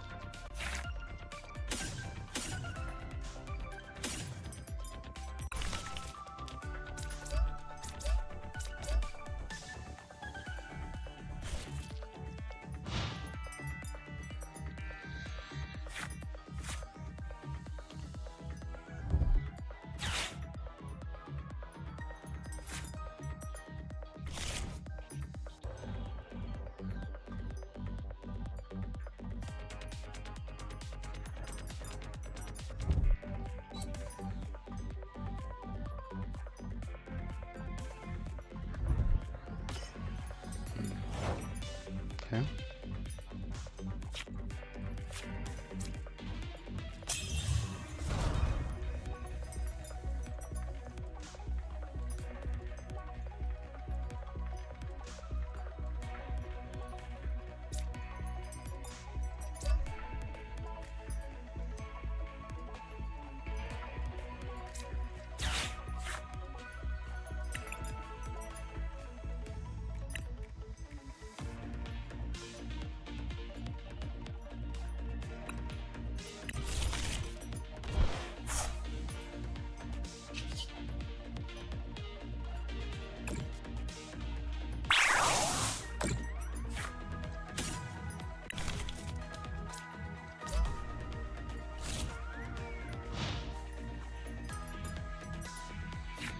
Now, an interesting thing about Flying Pikachu V and VMAX is that it's actually weak against lightning, but resistant to fighting, unlike most other lightning type cards.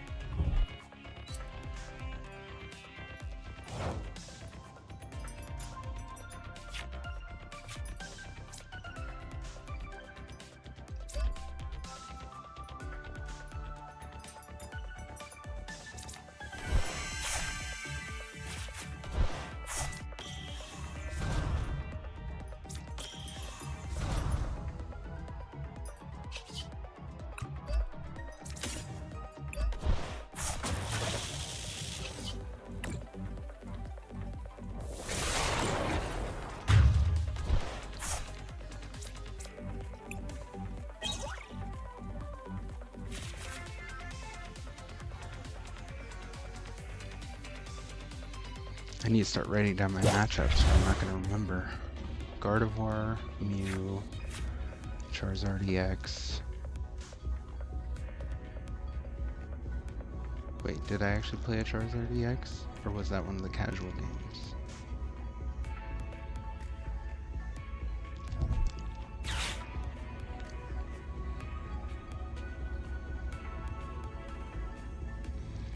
So obviously my main thing next turn is going to be attach double turbo, boss Lugia, knock it out if I can, because without Lugia this deck is dead in the water.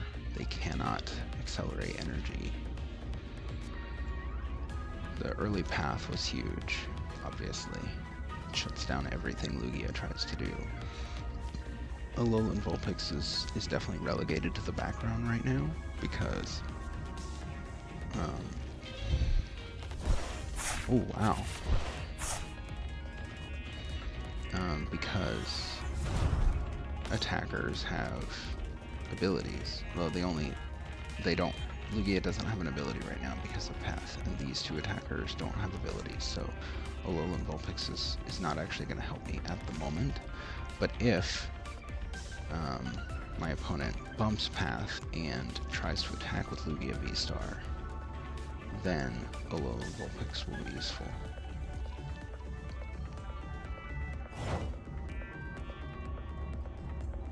Okay, so.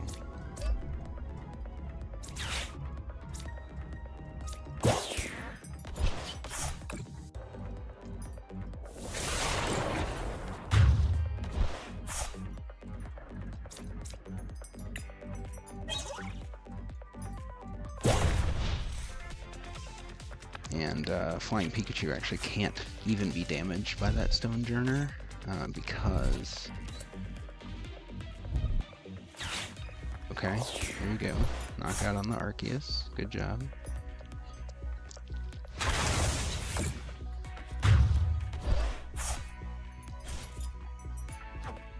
Lumineon is in the prizes. Obviously can't use that under path anyway.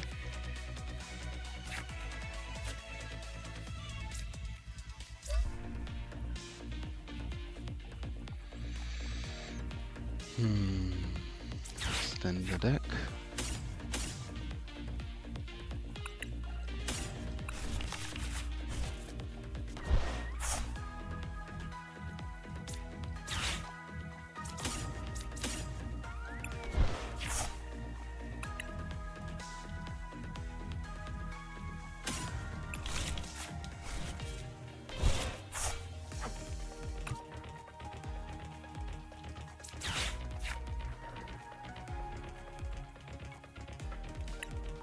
And I'm going to put that down as an easy 2-prize target.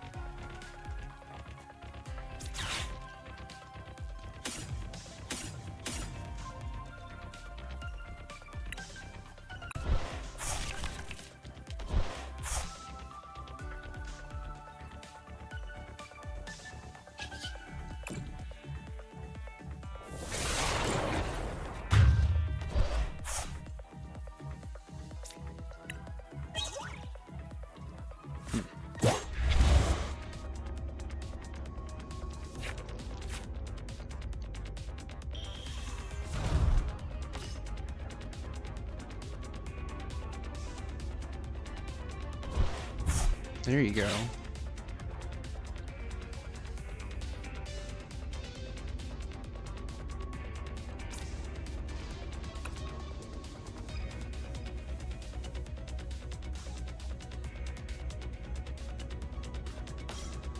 Oh, and after all that, it still only had 1 Archeops in the discard pile. That also gives me an easy 1-prize target, though, if I can find Lumineon.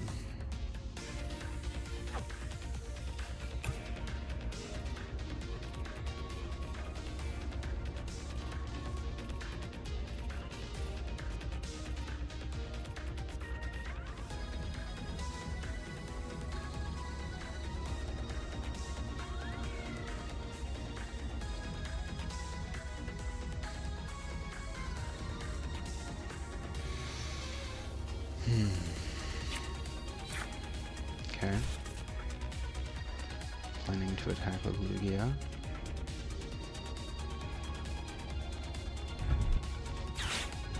Down to 1. It's Lumineon, that would be amazing. It's boss. Oh man. Wow. Iono is a lie. Iono is a lie.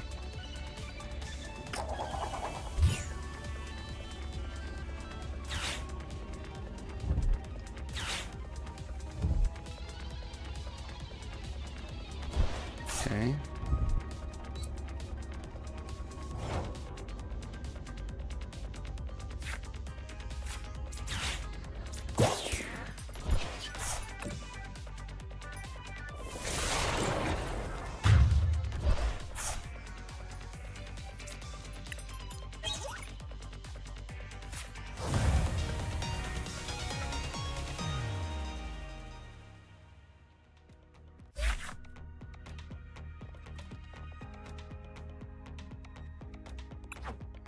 So far, my secondary attackers are doing exactly what I want them to do. They're giving me options. Giving me options as I go against different kinds of decks, so that I can pivot to blocking Pokemon with abilities, pivot to blocking basics. I can pivot to water weakness, pivot to lightning weakness. So, so far things have gone really smoothly. Obviously, I'm 4-0. I'm not sure if I'm the only 4-0.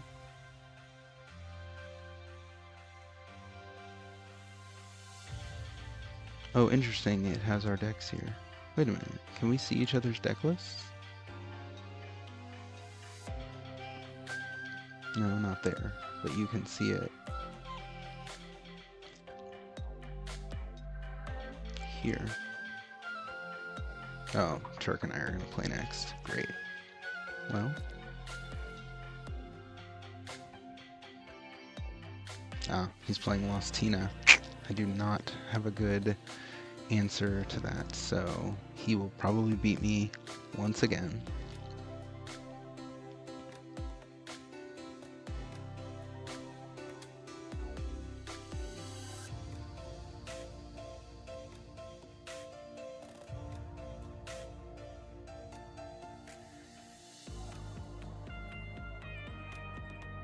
Okay, 10 of the 12 matches are completed. We're moving along a little faster now. Yeah, Turk and I should play each other next. And unless I get really lucky, I'm going to be in trouble. I want to really avoid using... I kind of have to just go pure Arceus. I want to avoid using Flying Pikachu VMAX as much as possible, because that's just an easy 3-prize deletion. Path, if I can Starbirth and then Path, it can stop his Radiant Greninja, which is nice. But other than that, I'm sure he plays 3 or 4 Path as well. So it's not going to be... It's not going to be that helpful.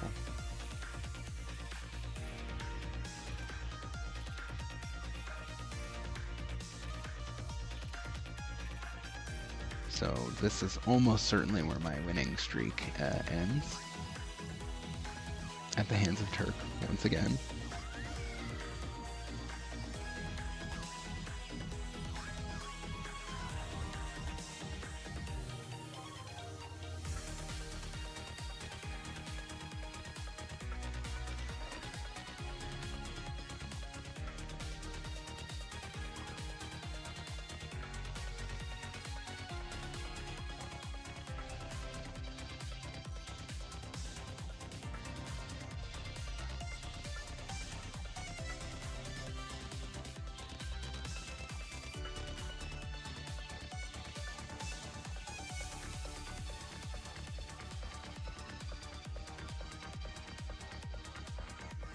That is the standings. I want pairings.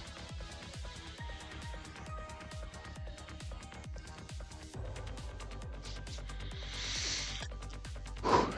Okay. Alright, we know what's coming. We don't really have a good way to deal with it. We have one V-Guard energy. Other than that, we just have to hope that he bricks.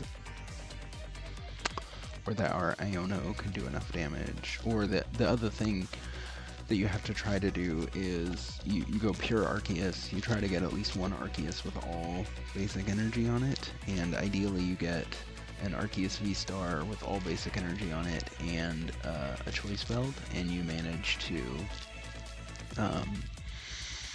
knock out the Giratina V before they can evolve. That's really... That's the best strategy that I know of going into this matchup. Otherwise, it's just a tough one. It's a tough one if he finds the pieces that he needs to find.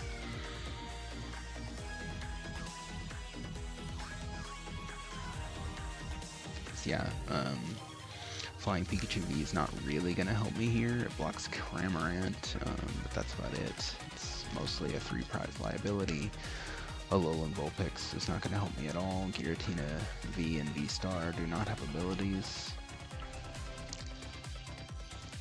Cram obviously has an ability, but Sableye just places damage counters like everybody knows, so...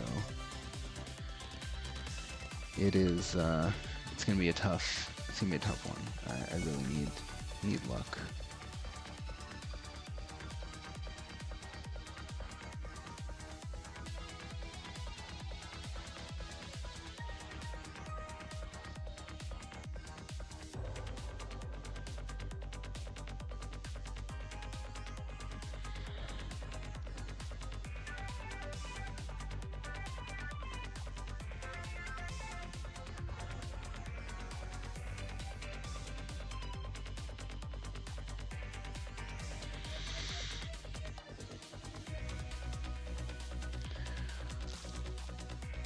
And once again, we are waiting for one match to complete.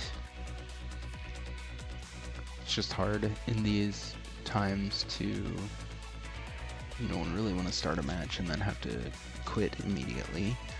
Although casual is of course much more friendly with that than you definitely don't want to start a ranked match. Not that ranked really means much to me, but you run into some jank, some really weird stuff, both in ranked and casual. Now the worst part about doing well means that I'm gonna have to stay up later. I don't really want to do that, but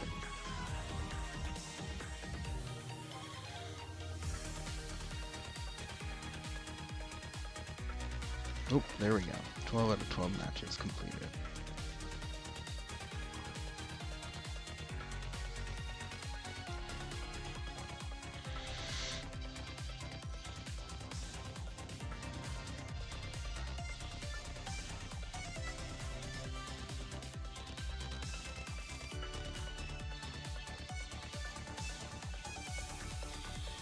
I probably should be like posting on Twitter or something, but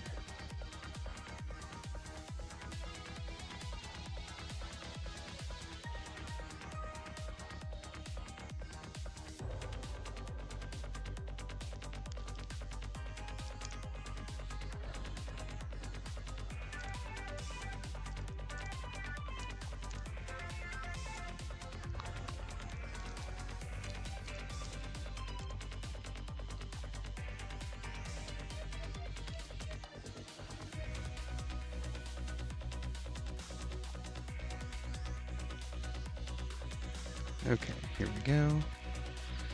Unsurprisingly, I am matched against Turk.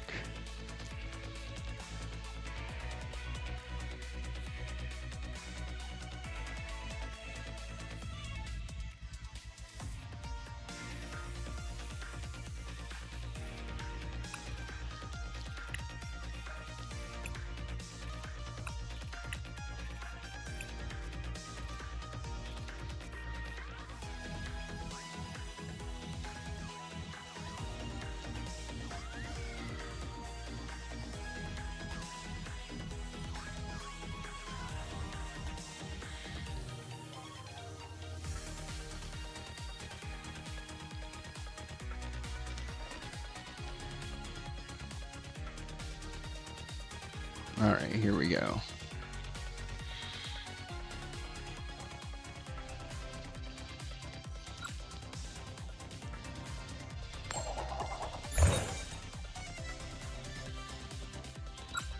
Well, going first is good.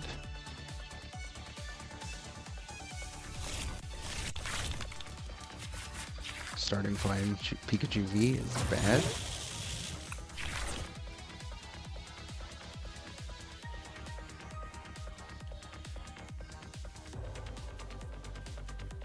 I have gotten really lucky with fly sometimes, but not even having an energy is gonna kill me.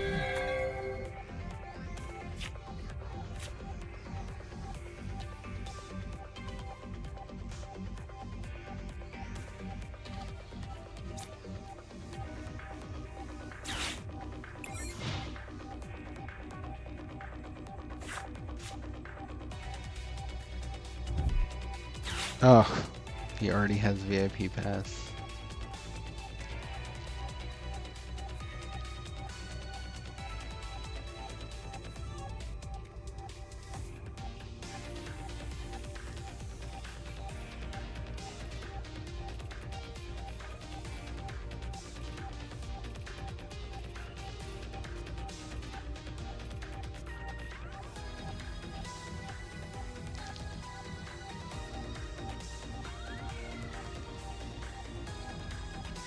Well, at least I won't get donked. He's doing a good job in prize checking. I'm really bad about that. Ugh.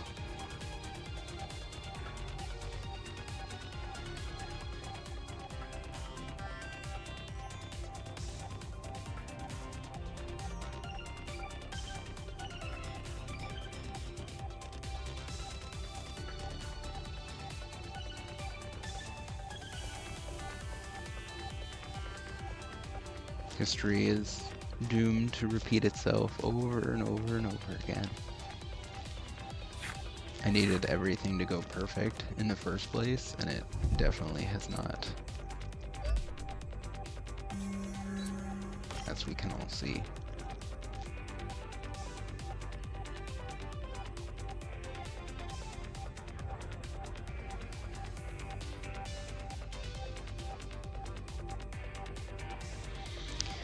If I draw an energy, I'll use Adventurer's Discovery. If I don't draw an energy, I'll use Chorus.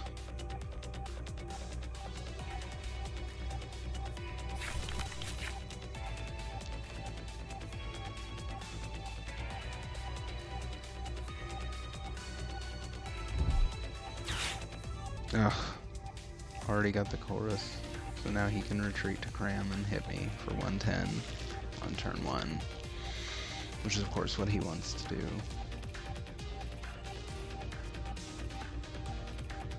I don't have any way to stop that.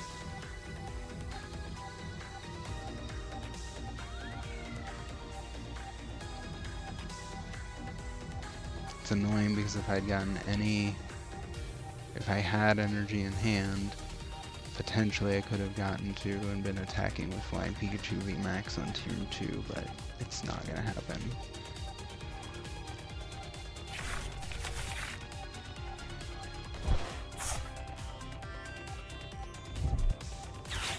Here comes the Giratina V. Yep.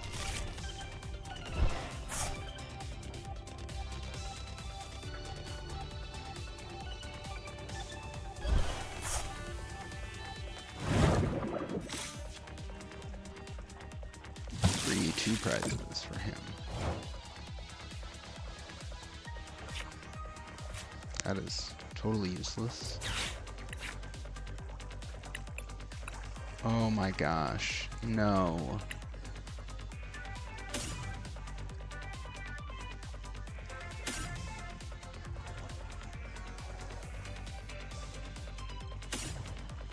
I didn't even get the energy that I need to...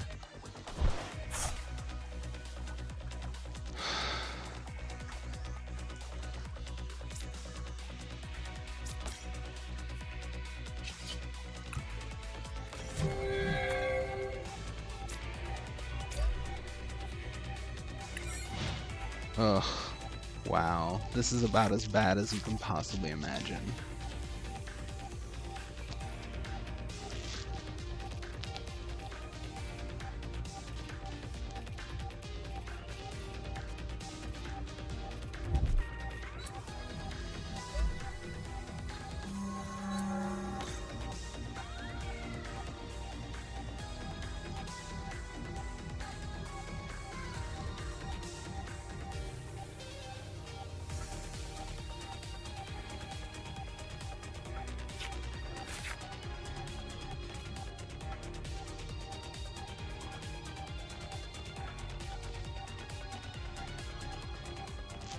I guess the deck ran so well for me in those first few games, it would have been nice if it at least gave me a decent showing here in its worst matchup.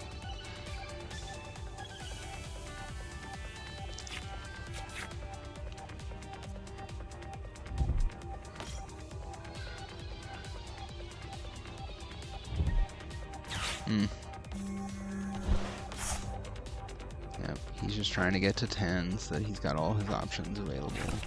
And 7 so that he can use his Mirage Gates. There it is. So, no hope of knocking him out before he evolves.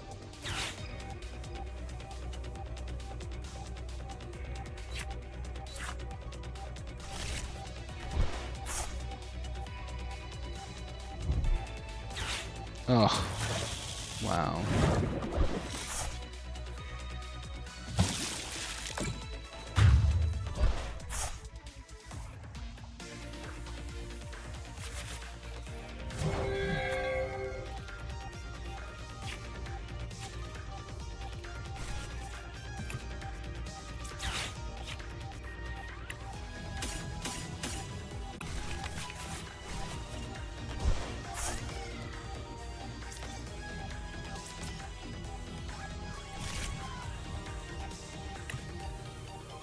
I still don't have any energy. Deep sigh.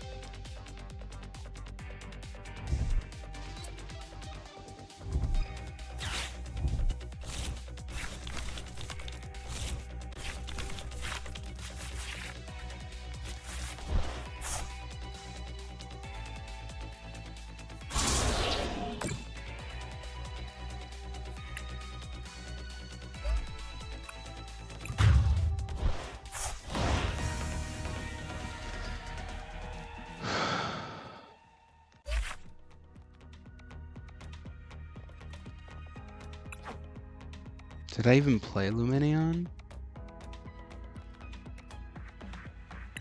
Wow. Just wow. Ugh, it feels so bad.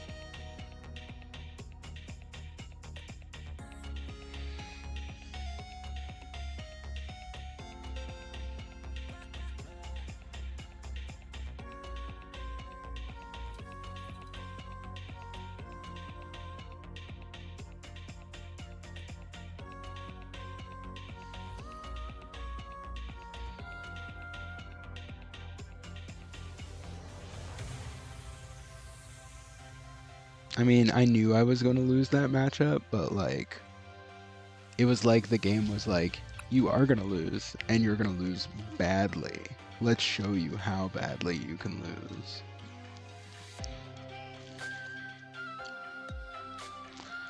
Oh, man.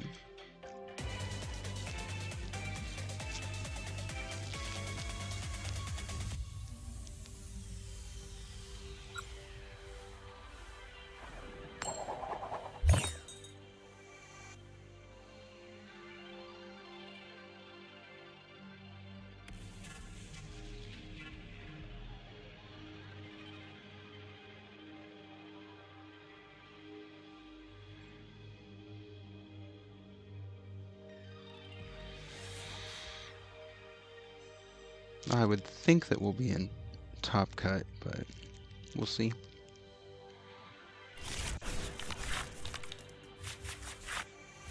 I'm definitely not at the top right now.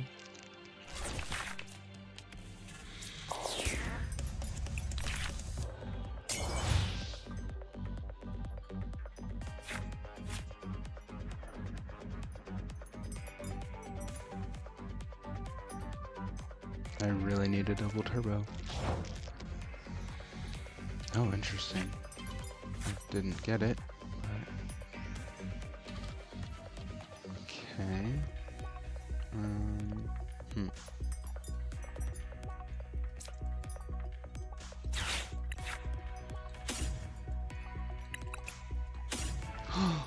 Both of my Vulpix are prize?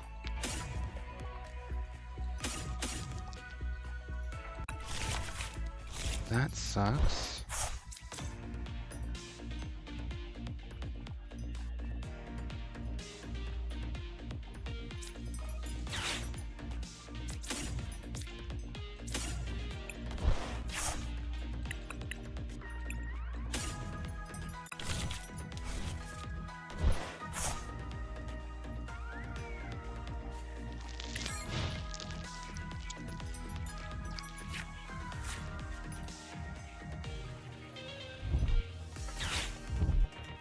Oh, of course.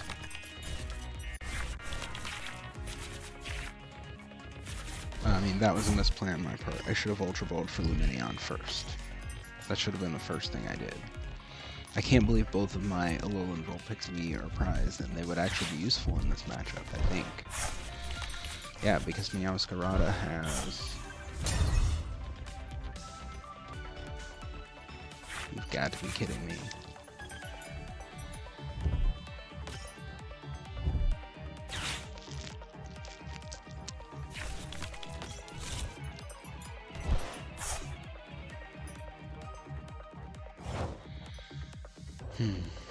Alright, well.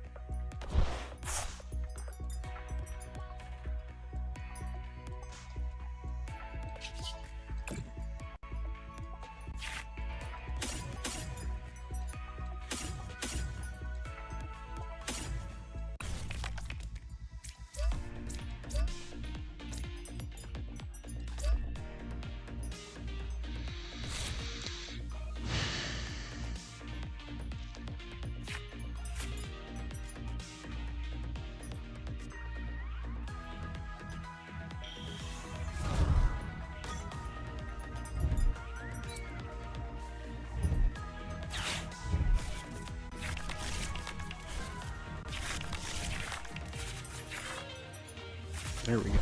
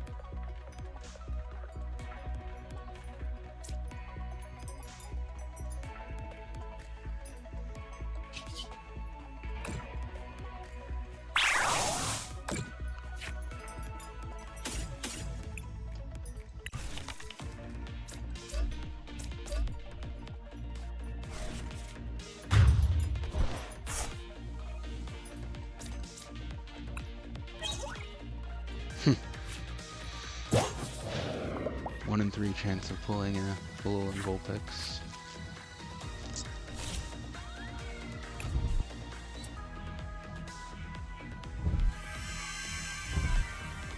Ooh, that's a lot of grass energy.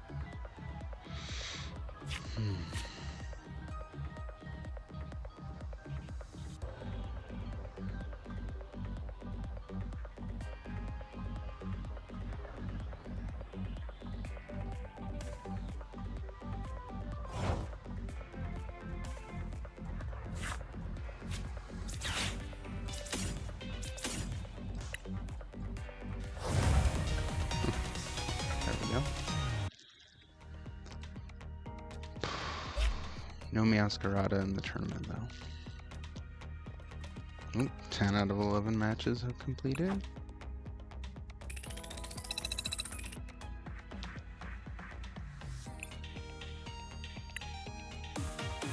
Oh, I was like, how did I collect anything? I definitely already did my daily quests.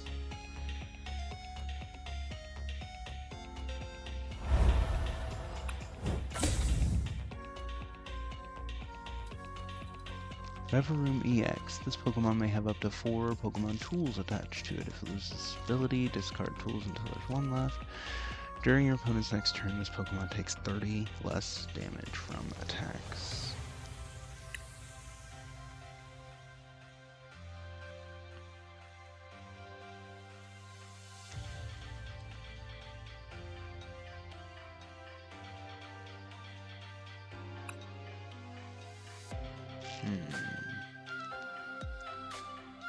Oh, fancy Larvitar.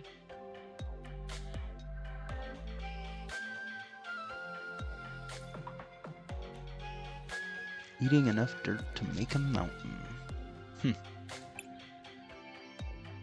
Pupitar, and then it hatches into Tyranitar.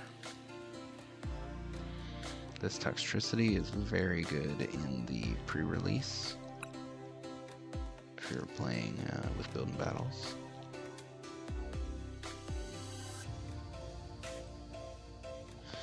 Bringing back the baby Pokemon.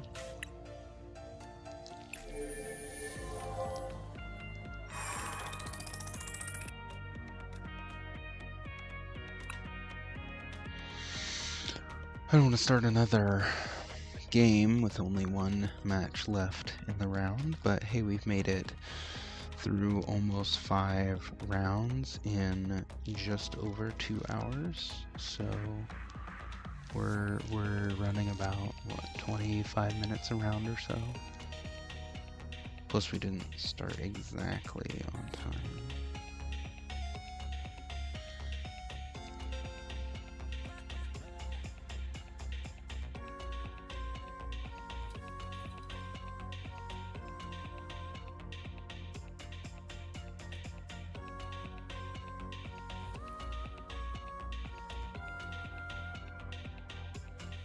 I will probably end up paired against the other. I will end up paired against the other Lost Tina in the next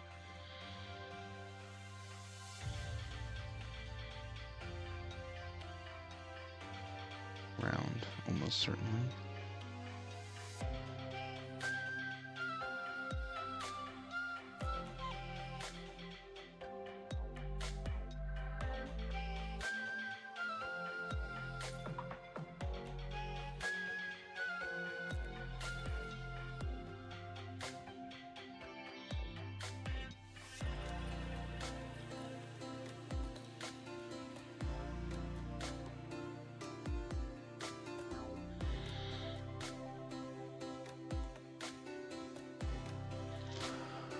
Whew.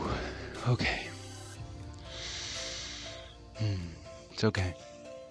We knew that Lost Tina was our worst matchup, and we just had to hope that we dodged them or got super lucky, and we did neither in that last round. We both got super unlucky and did not dodge. But that's what happens when you're the only 2 that are 4-0.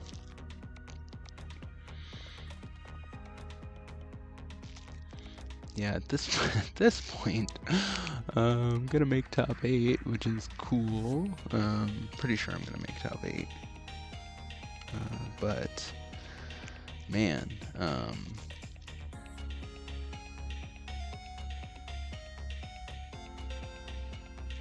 I almost don't. You know, I wouldn't be terribly sad if I got knocked out in Top Cut because I do have to work tomorrow. I have to work in the morning, so.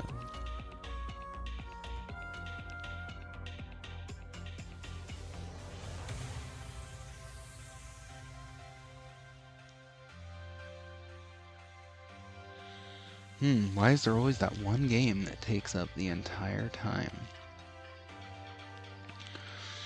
So we hadn't really had trouble whiffing energy until those last couple games. And we did We did shift away from Raihan or Melanie, so that would have been a time when that would have been useful. Although Path was already out, so I would not have been able to go and just get Raihan. These are the kinds of times that make me tempted to, like, drop an Adventurer's Discovery, drop a boss, drop a chorus, drop an Iono, and put in 4 Pokegear 3.0 to give you the option to go and find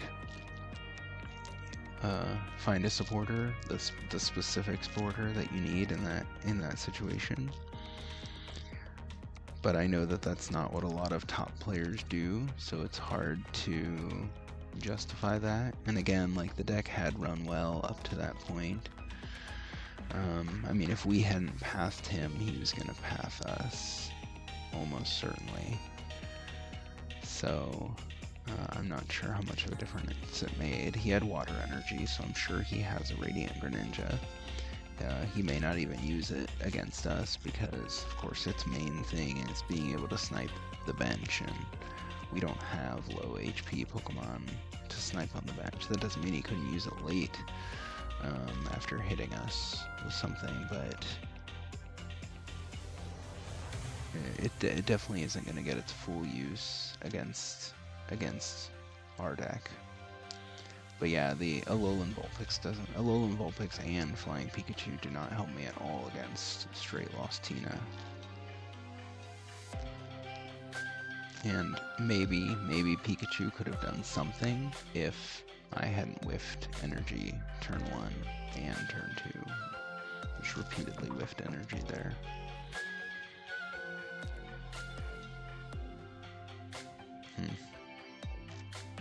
Boy.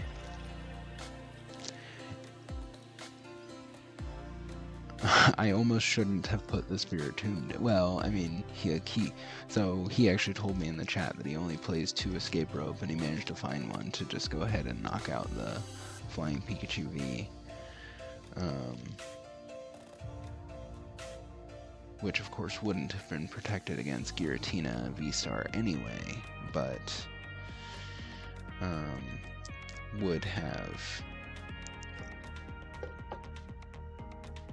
would have at least saved me a prize.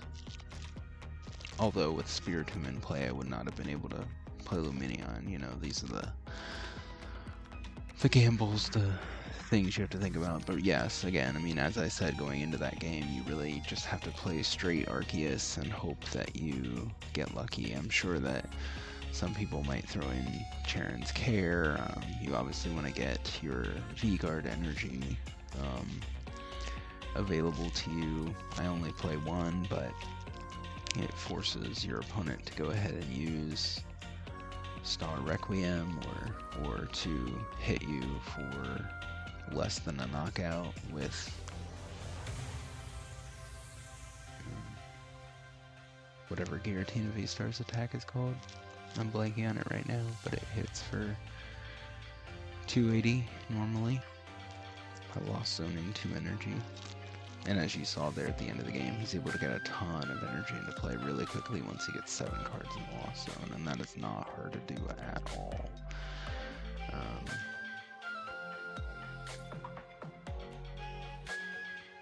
Because I cannot. I mean, some decks can one-shot a Giratina V-Star, especially, Gardevoir can one-shot a Giratina V-Star with a single prizer under the right circumstances, but my deck is not built to do that.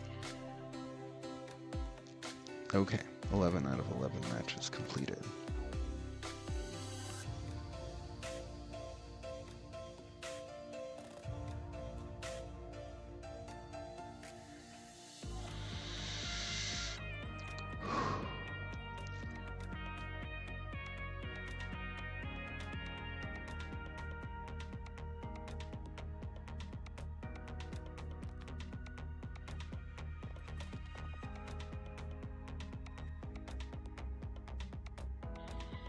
Sorry, I'm fading, guys. I'm using up all my energy, mental and social.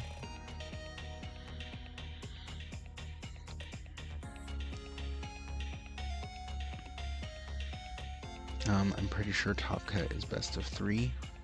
Let's see.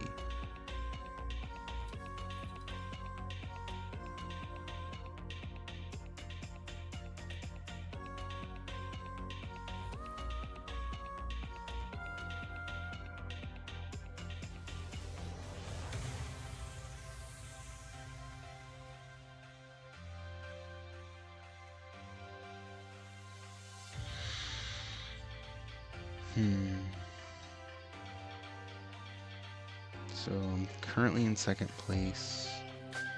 I guess I'm not sure who Turk's gonna get matched against. If he's gonna get matched against the... Did he already play that other Lost Tina? No.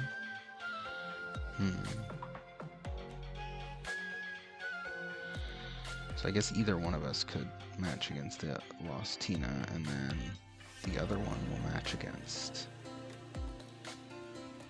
Palkia. Okay, I should have an advantage against Palkia. If my deck will just not brick, because I can set up Flying Pikachu VMAX and hit for weakness.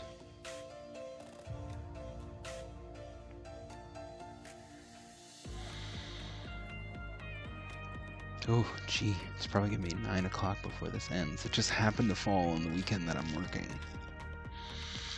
which is not ideal.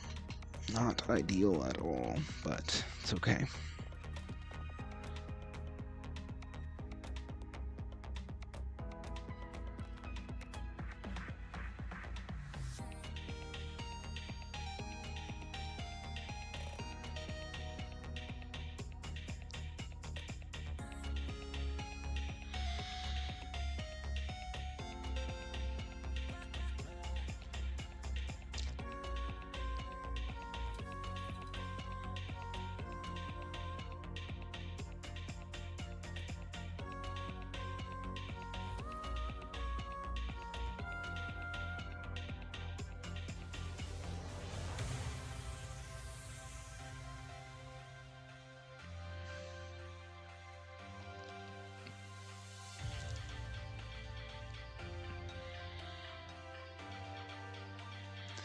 Okay, here we go. New round.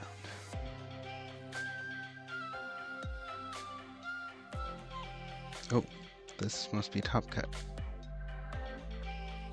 It is best of 3. Okay. Alright, well. Good. We're already in Top Cut. That saves me some time.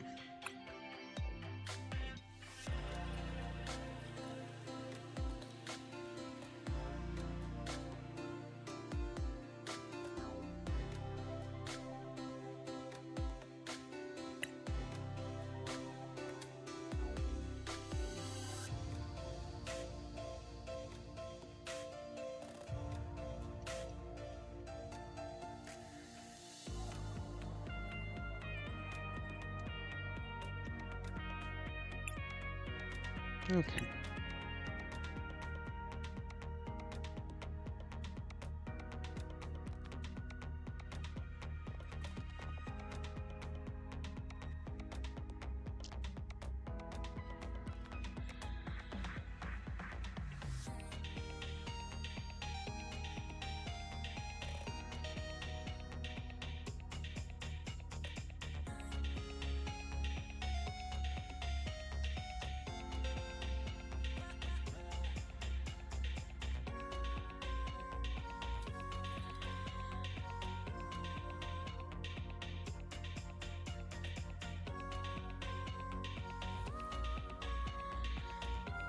It's taken a while to check in.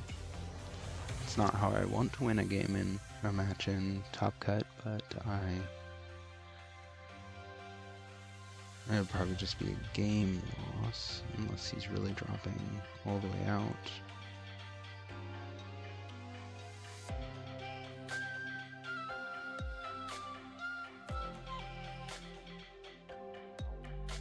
Probably should have started a timer earlier. And certainly if it says 27 or 28 after, then it will be definitely have been more than 3 minutes.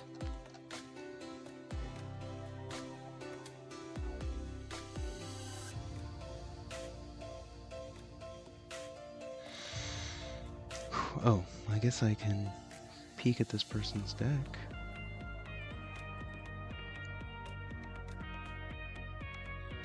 Huh. Urshifu Intellion. Okay.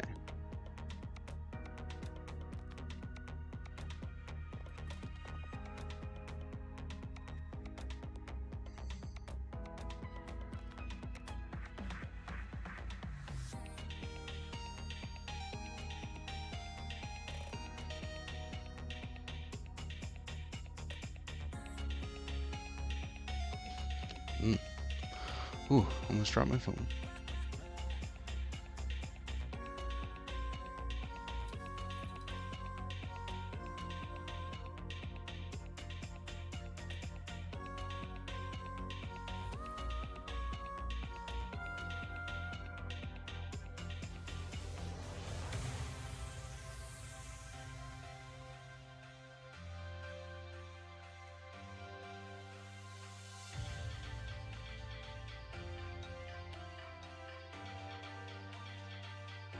I am in Top Cut.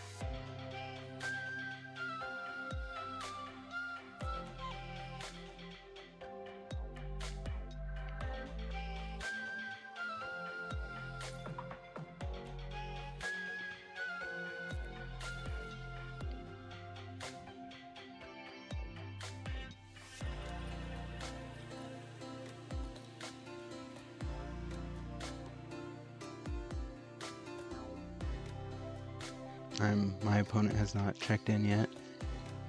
I mean, I don't need like a game win or anything. I think he's here in the Discord.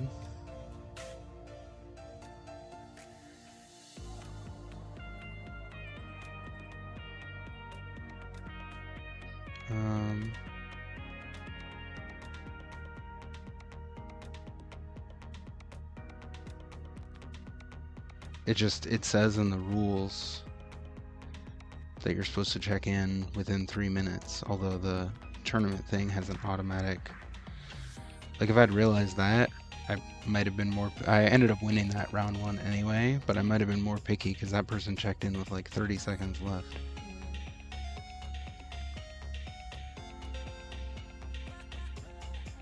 So yeah, I'm in Top Cut. It's now best of 3. I think I have an advantage in this matchup, but we'll see.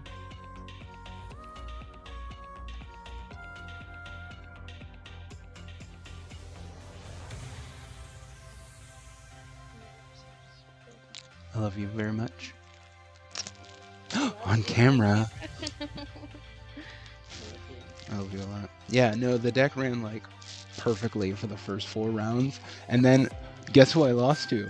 The same person I always lose to, King Turk. Like, literally, I've lost to him every single time. And not only did I lose to him, it was also a bad matchup, so I was pretty sure I was going to lose, and I totally bricked. Like, I started flying Pikachu V and nothing else. I had no energy. I had nothing.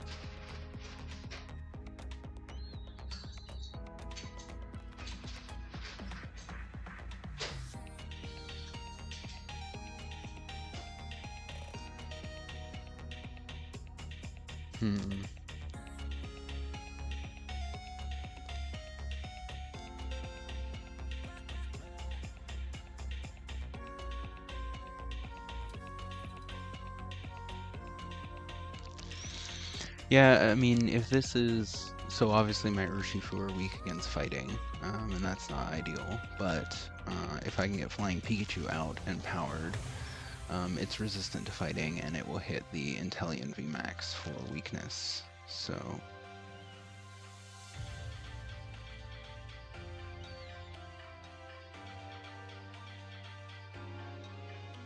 I don't love people letting this timer run down. Like, I have to work tomorrow. Like, let's get this best of 3 started.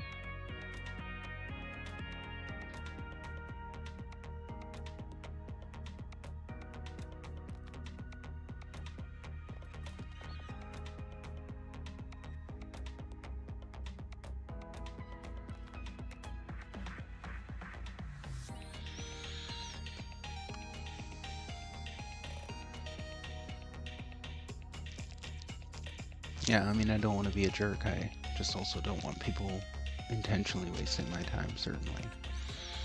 That's one of the worst things about playing on live is, I mean, I realize some people are just learning, but there's definitely people who, like, already have game. All they have to do is attack, and they start playing doing all these actions and things, and it's just really annoying.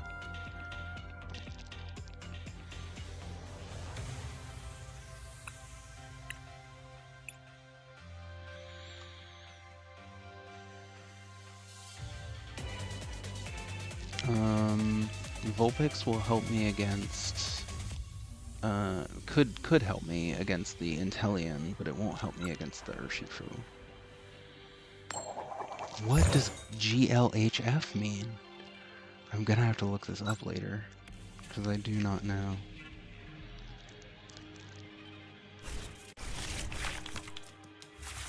Okay, well, we're stuck with Vulpix, so...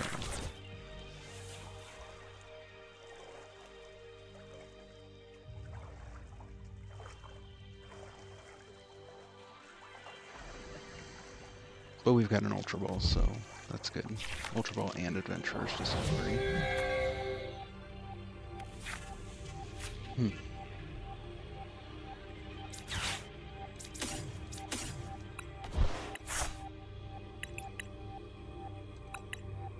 Oh, one of our Flying Pikachu V is in the prizes.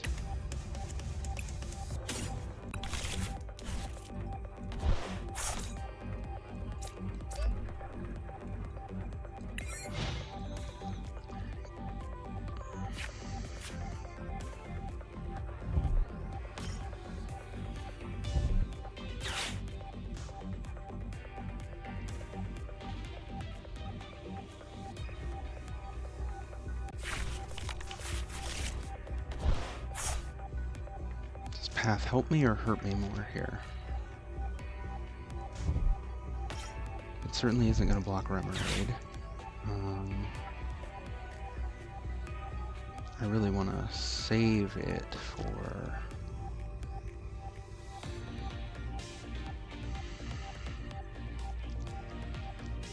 to bump. Metachannel, interesting.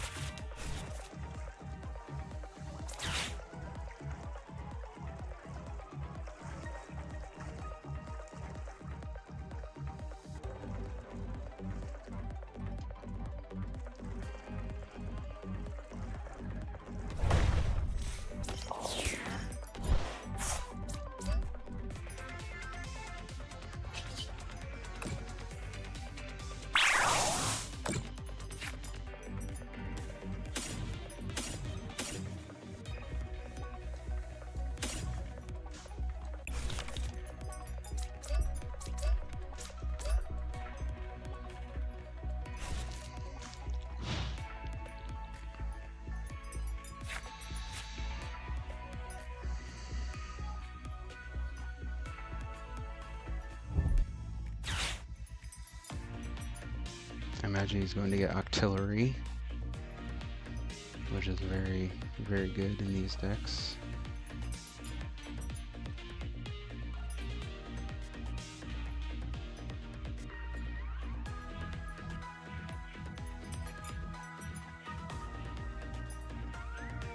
I do not want to put down any more Arceus V. They're just easy pickings for these fighting types.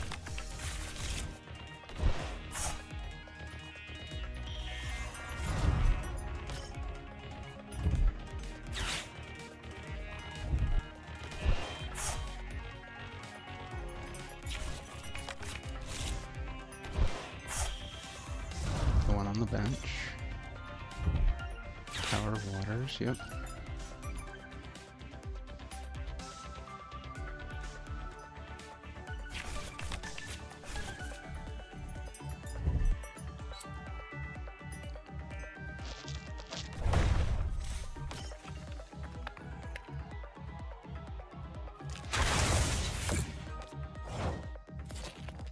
And that's why we did that.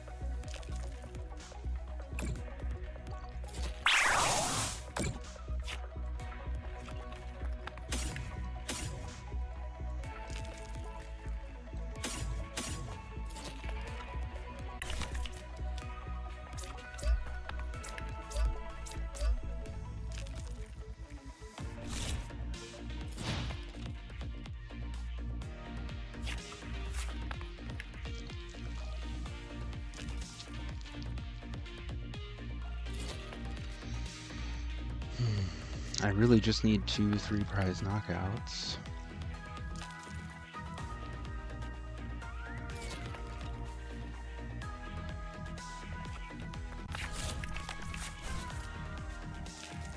Oh, he's gonna yoga loop me.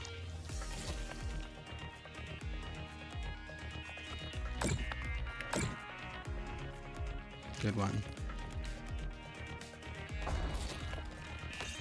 Pooh.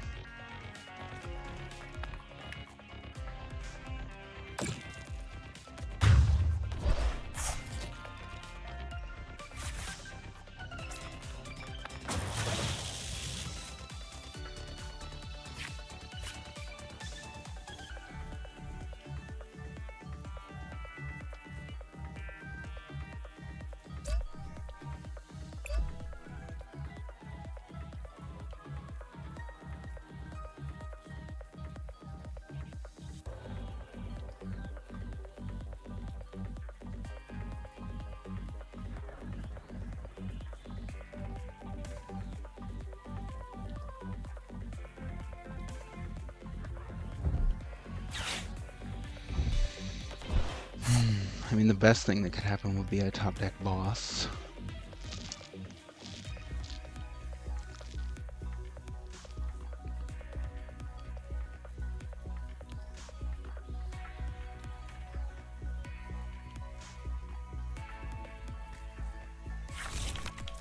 Cheryl.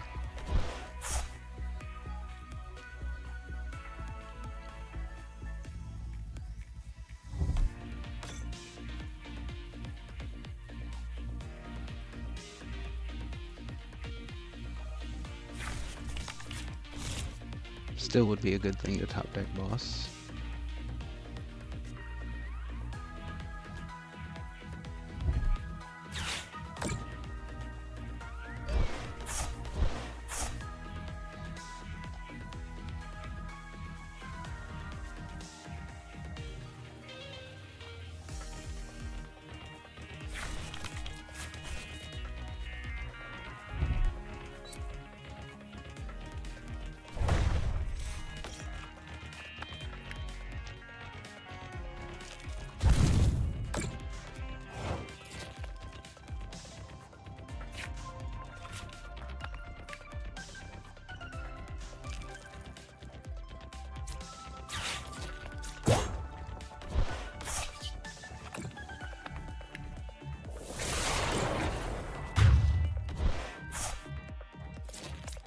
Oh, I have 6 prizes left. I was totally thinking I had 4. Oops.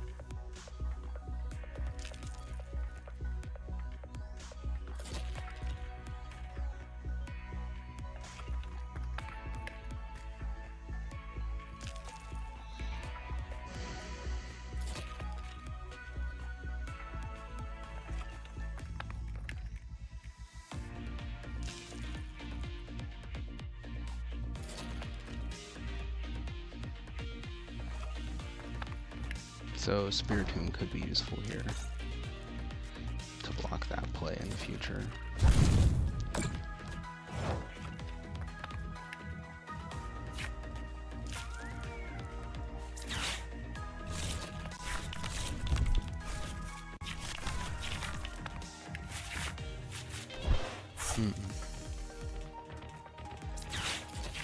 Is there anything I would even want to put down? No.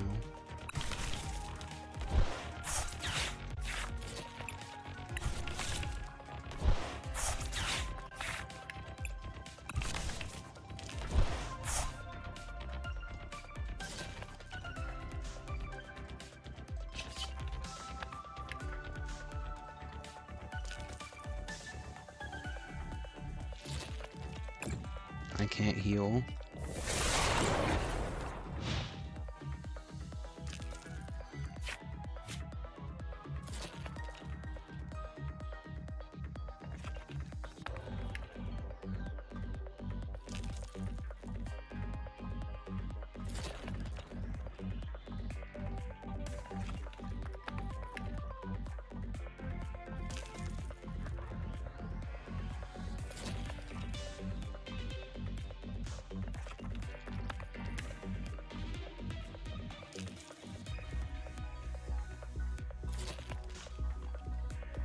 He's probably going to just use Gmax Rapid Flow.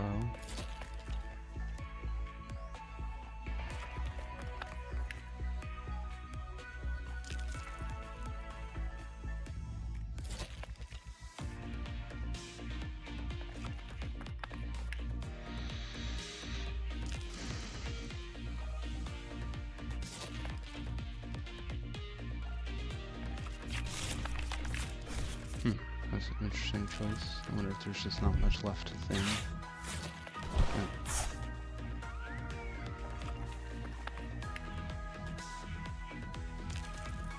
Oh. Oh. Does that do enough? It does just enough.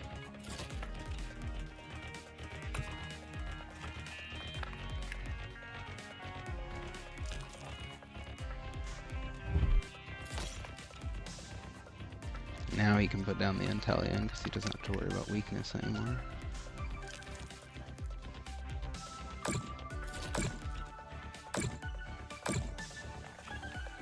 Oh, he miscounted. Yoga Loop. Interesting choice.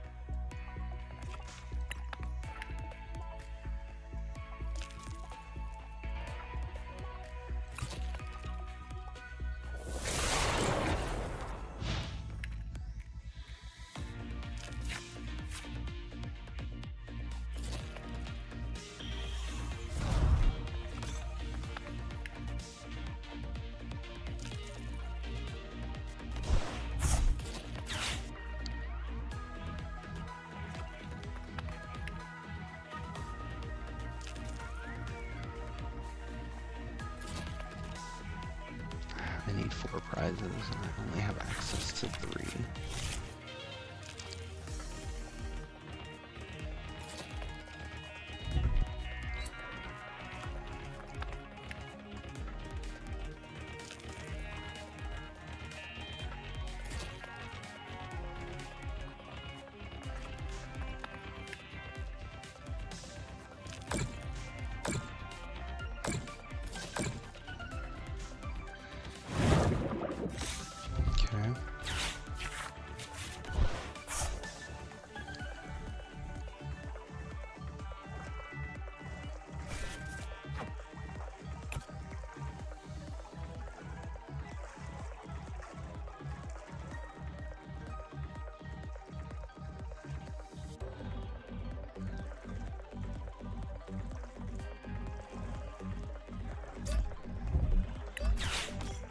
Ah.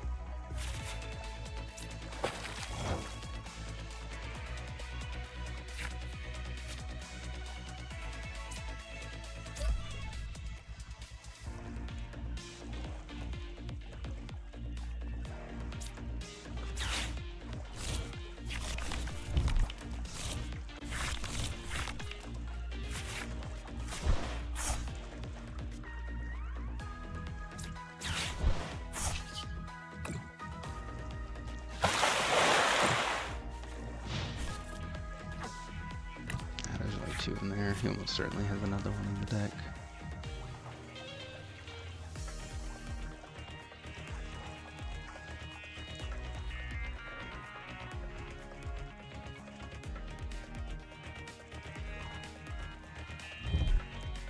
Oh, really?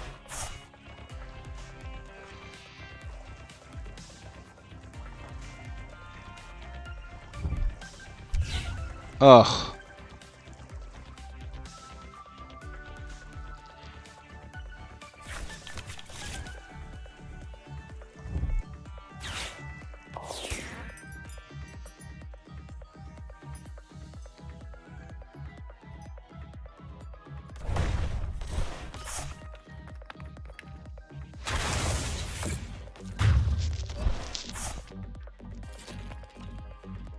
Wow.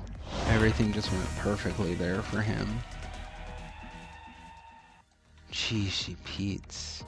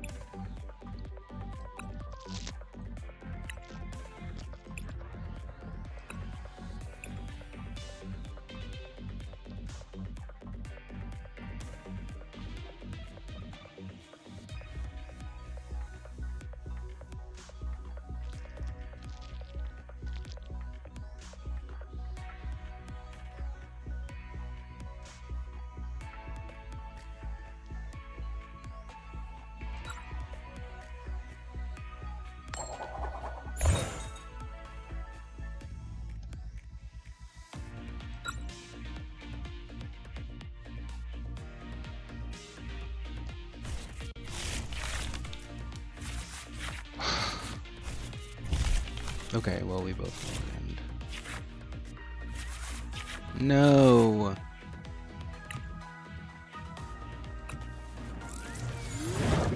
Oh, brother.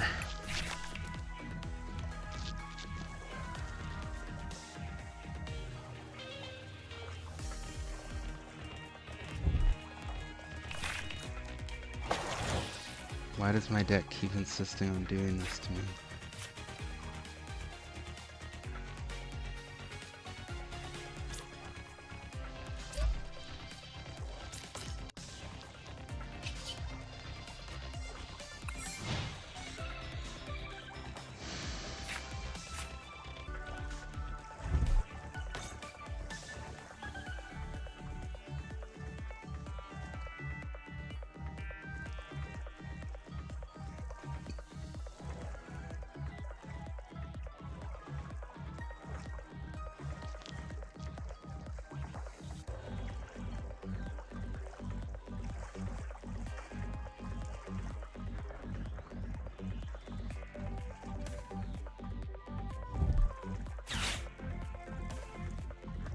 Remoraid.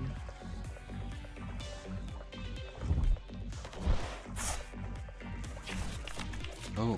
Ah, I should have put the Spiritomb down, dang it.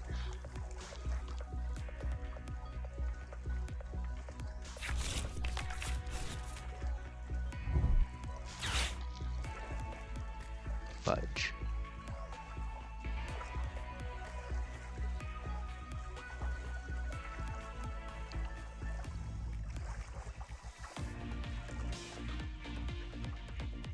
It's too late now. Obviously, not going to use Spiritomb twice.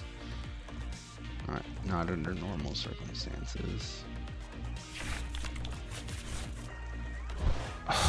Man.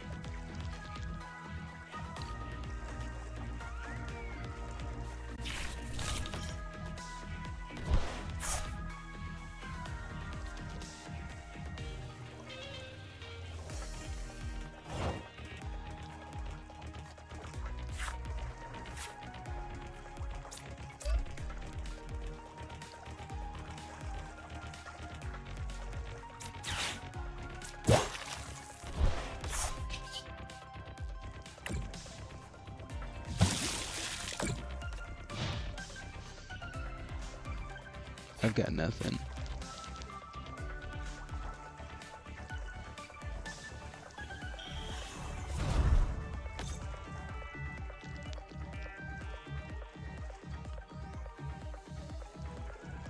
Should have put the Spiritomb down.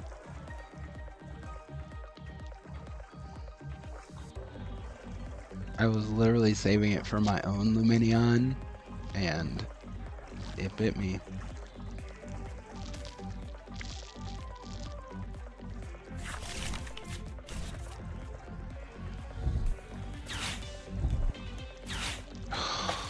Really? How does he have everything he needs? Ugh. Jeesh.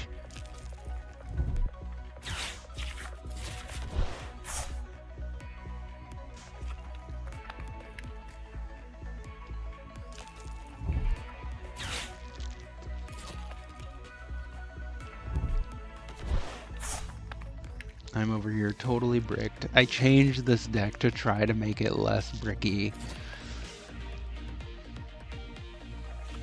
And I have not succeeded.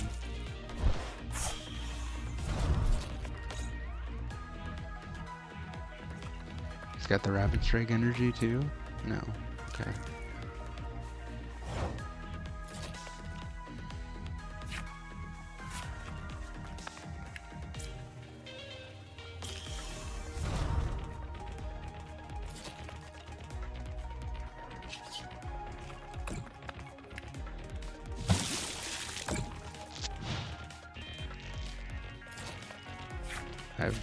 I'm so bricked. Ugh, man, this is such a bad way to end the night. 2 really, really tough, 3 tough games in a row. Yep, he's just gonna retreat. 150, all that good stuff. Yep. I have no answer.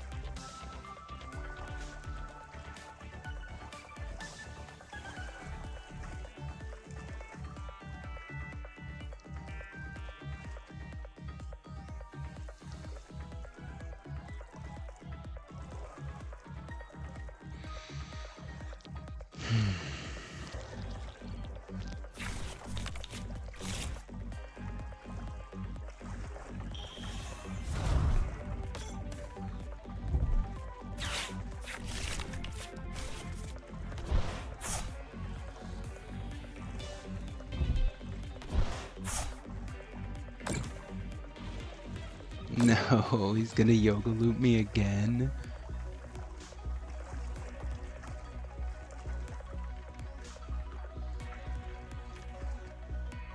Does he have all the pieces? No. Okay, not yet. Alright, we're good.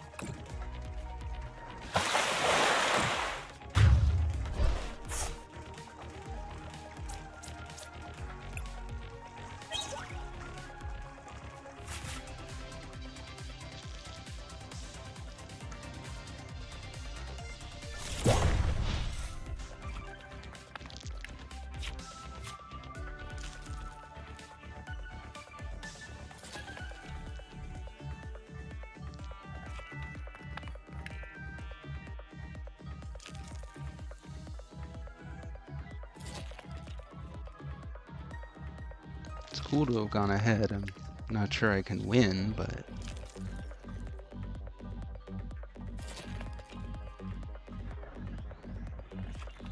it is cool to have gone ahead. I don't think people know what Silvery Snowstar does, because most of the time it's not used.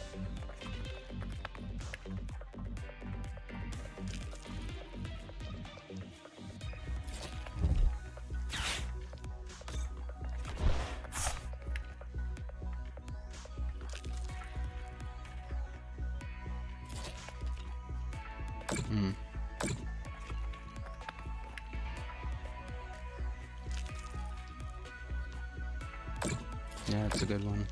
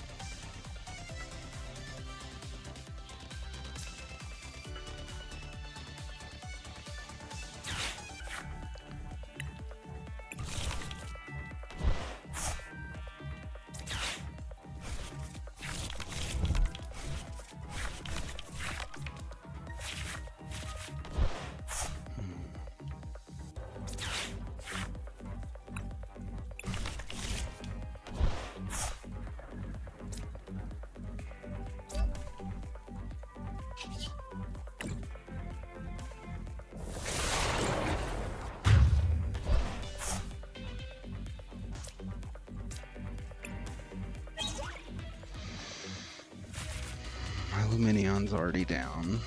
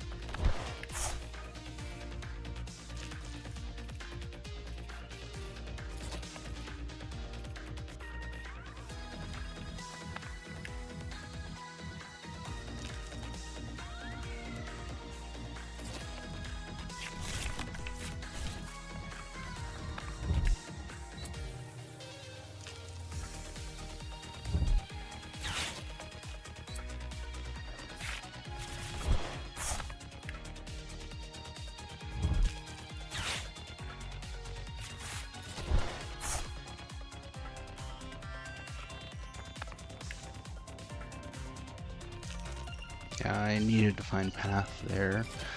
I mean, he probably could have bumped it anyway, but let's see how many prizes he can take here. Probably a lot.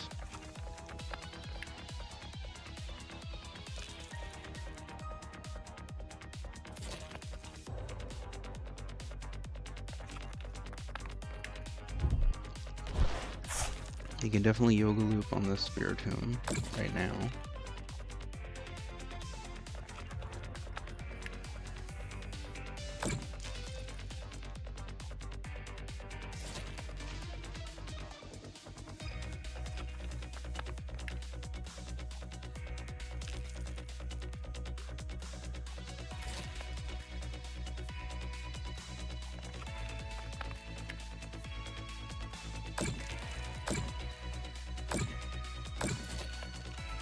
Okay. Interesting. Yep.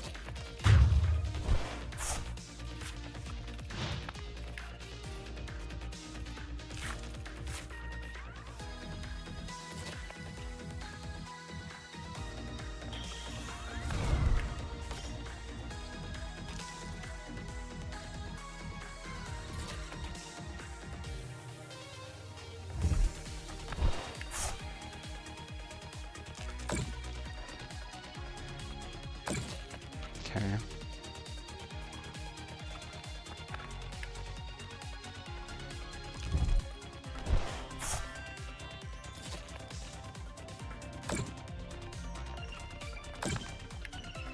Okay.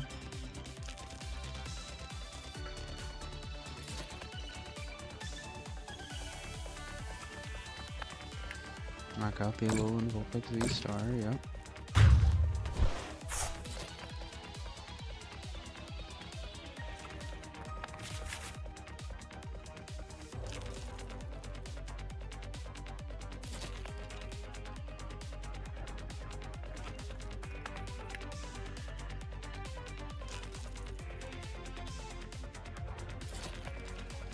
Yeah, it's so unfortunate that I had to put a double turbo. Ooh, crap.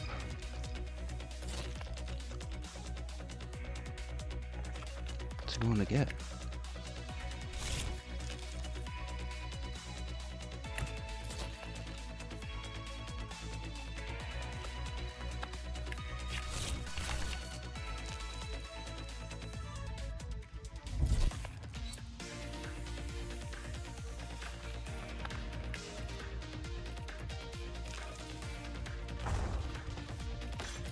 Okay.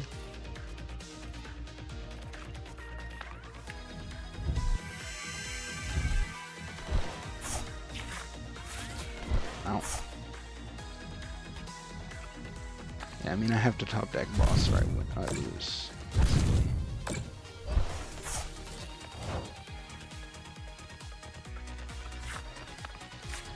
Didn't get it. Is there anything I can do? I don't think so. I don't have to Luminion.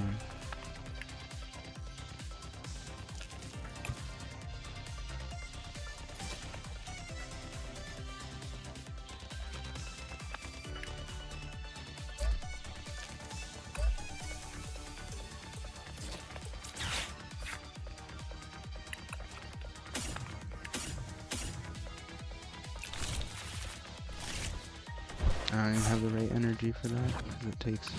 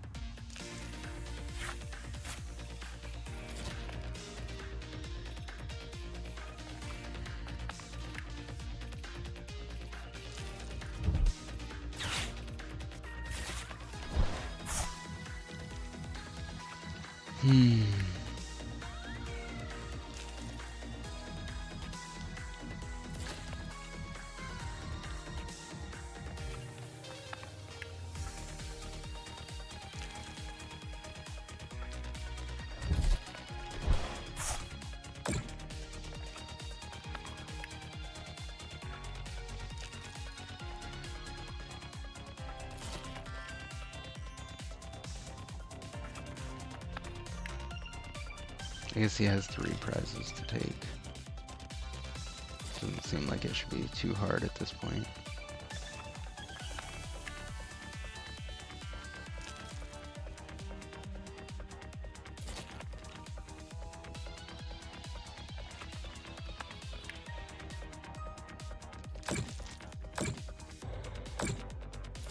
Interesting. I mean, he's got double gunner and stuff.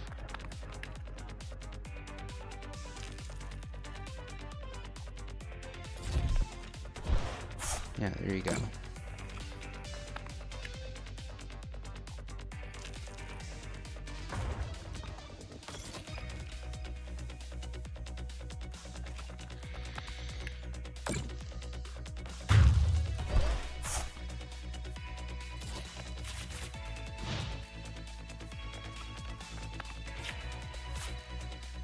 Yeah, he just needs 1 water energy.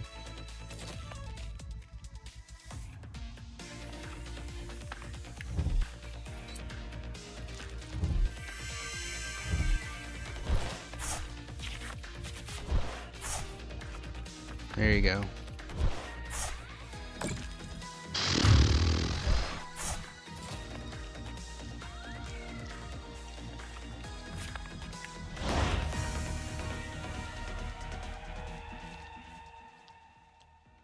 His avatar looks like Shaggy. I'm sure that's on purpose.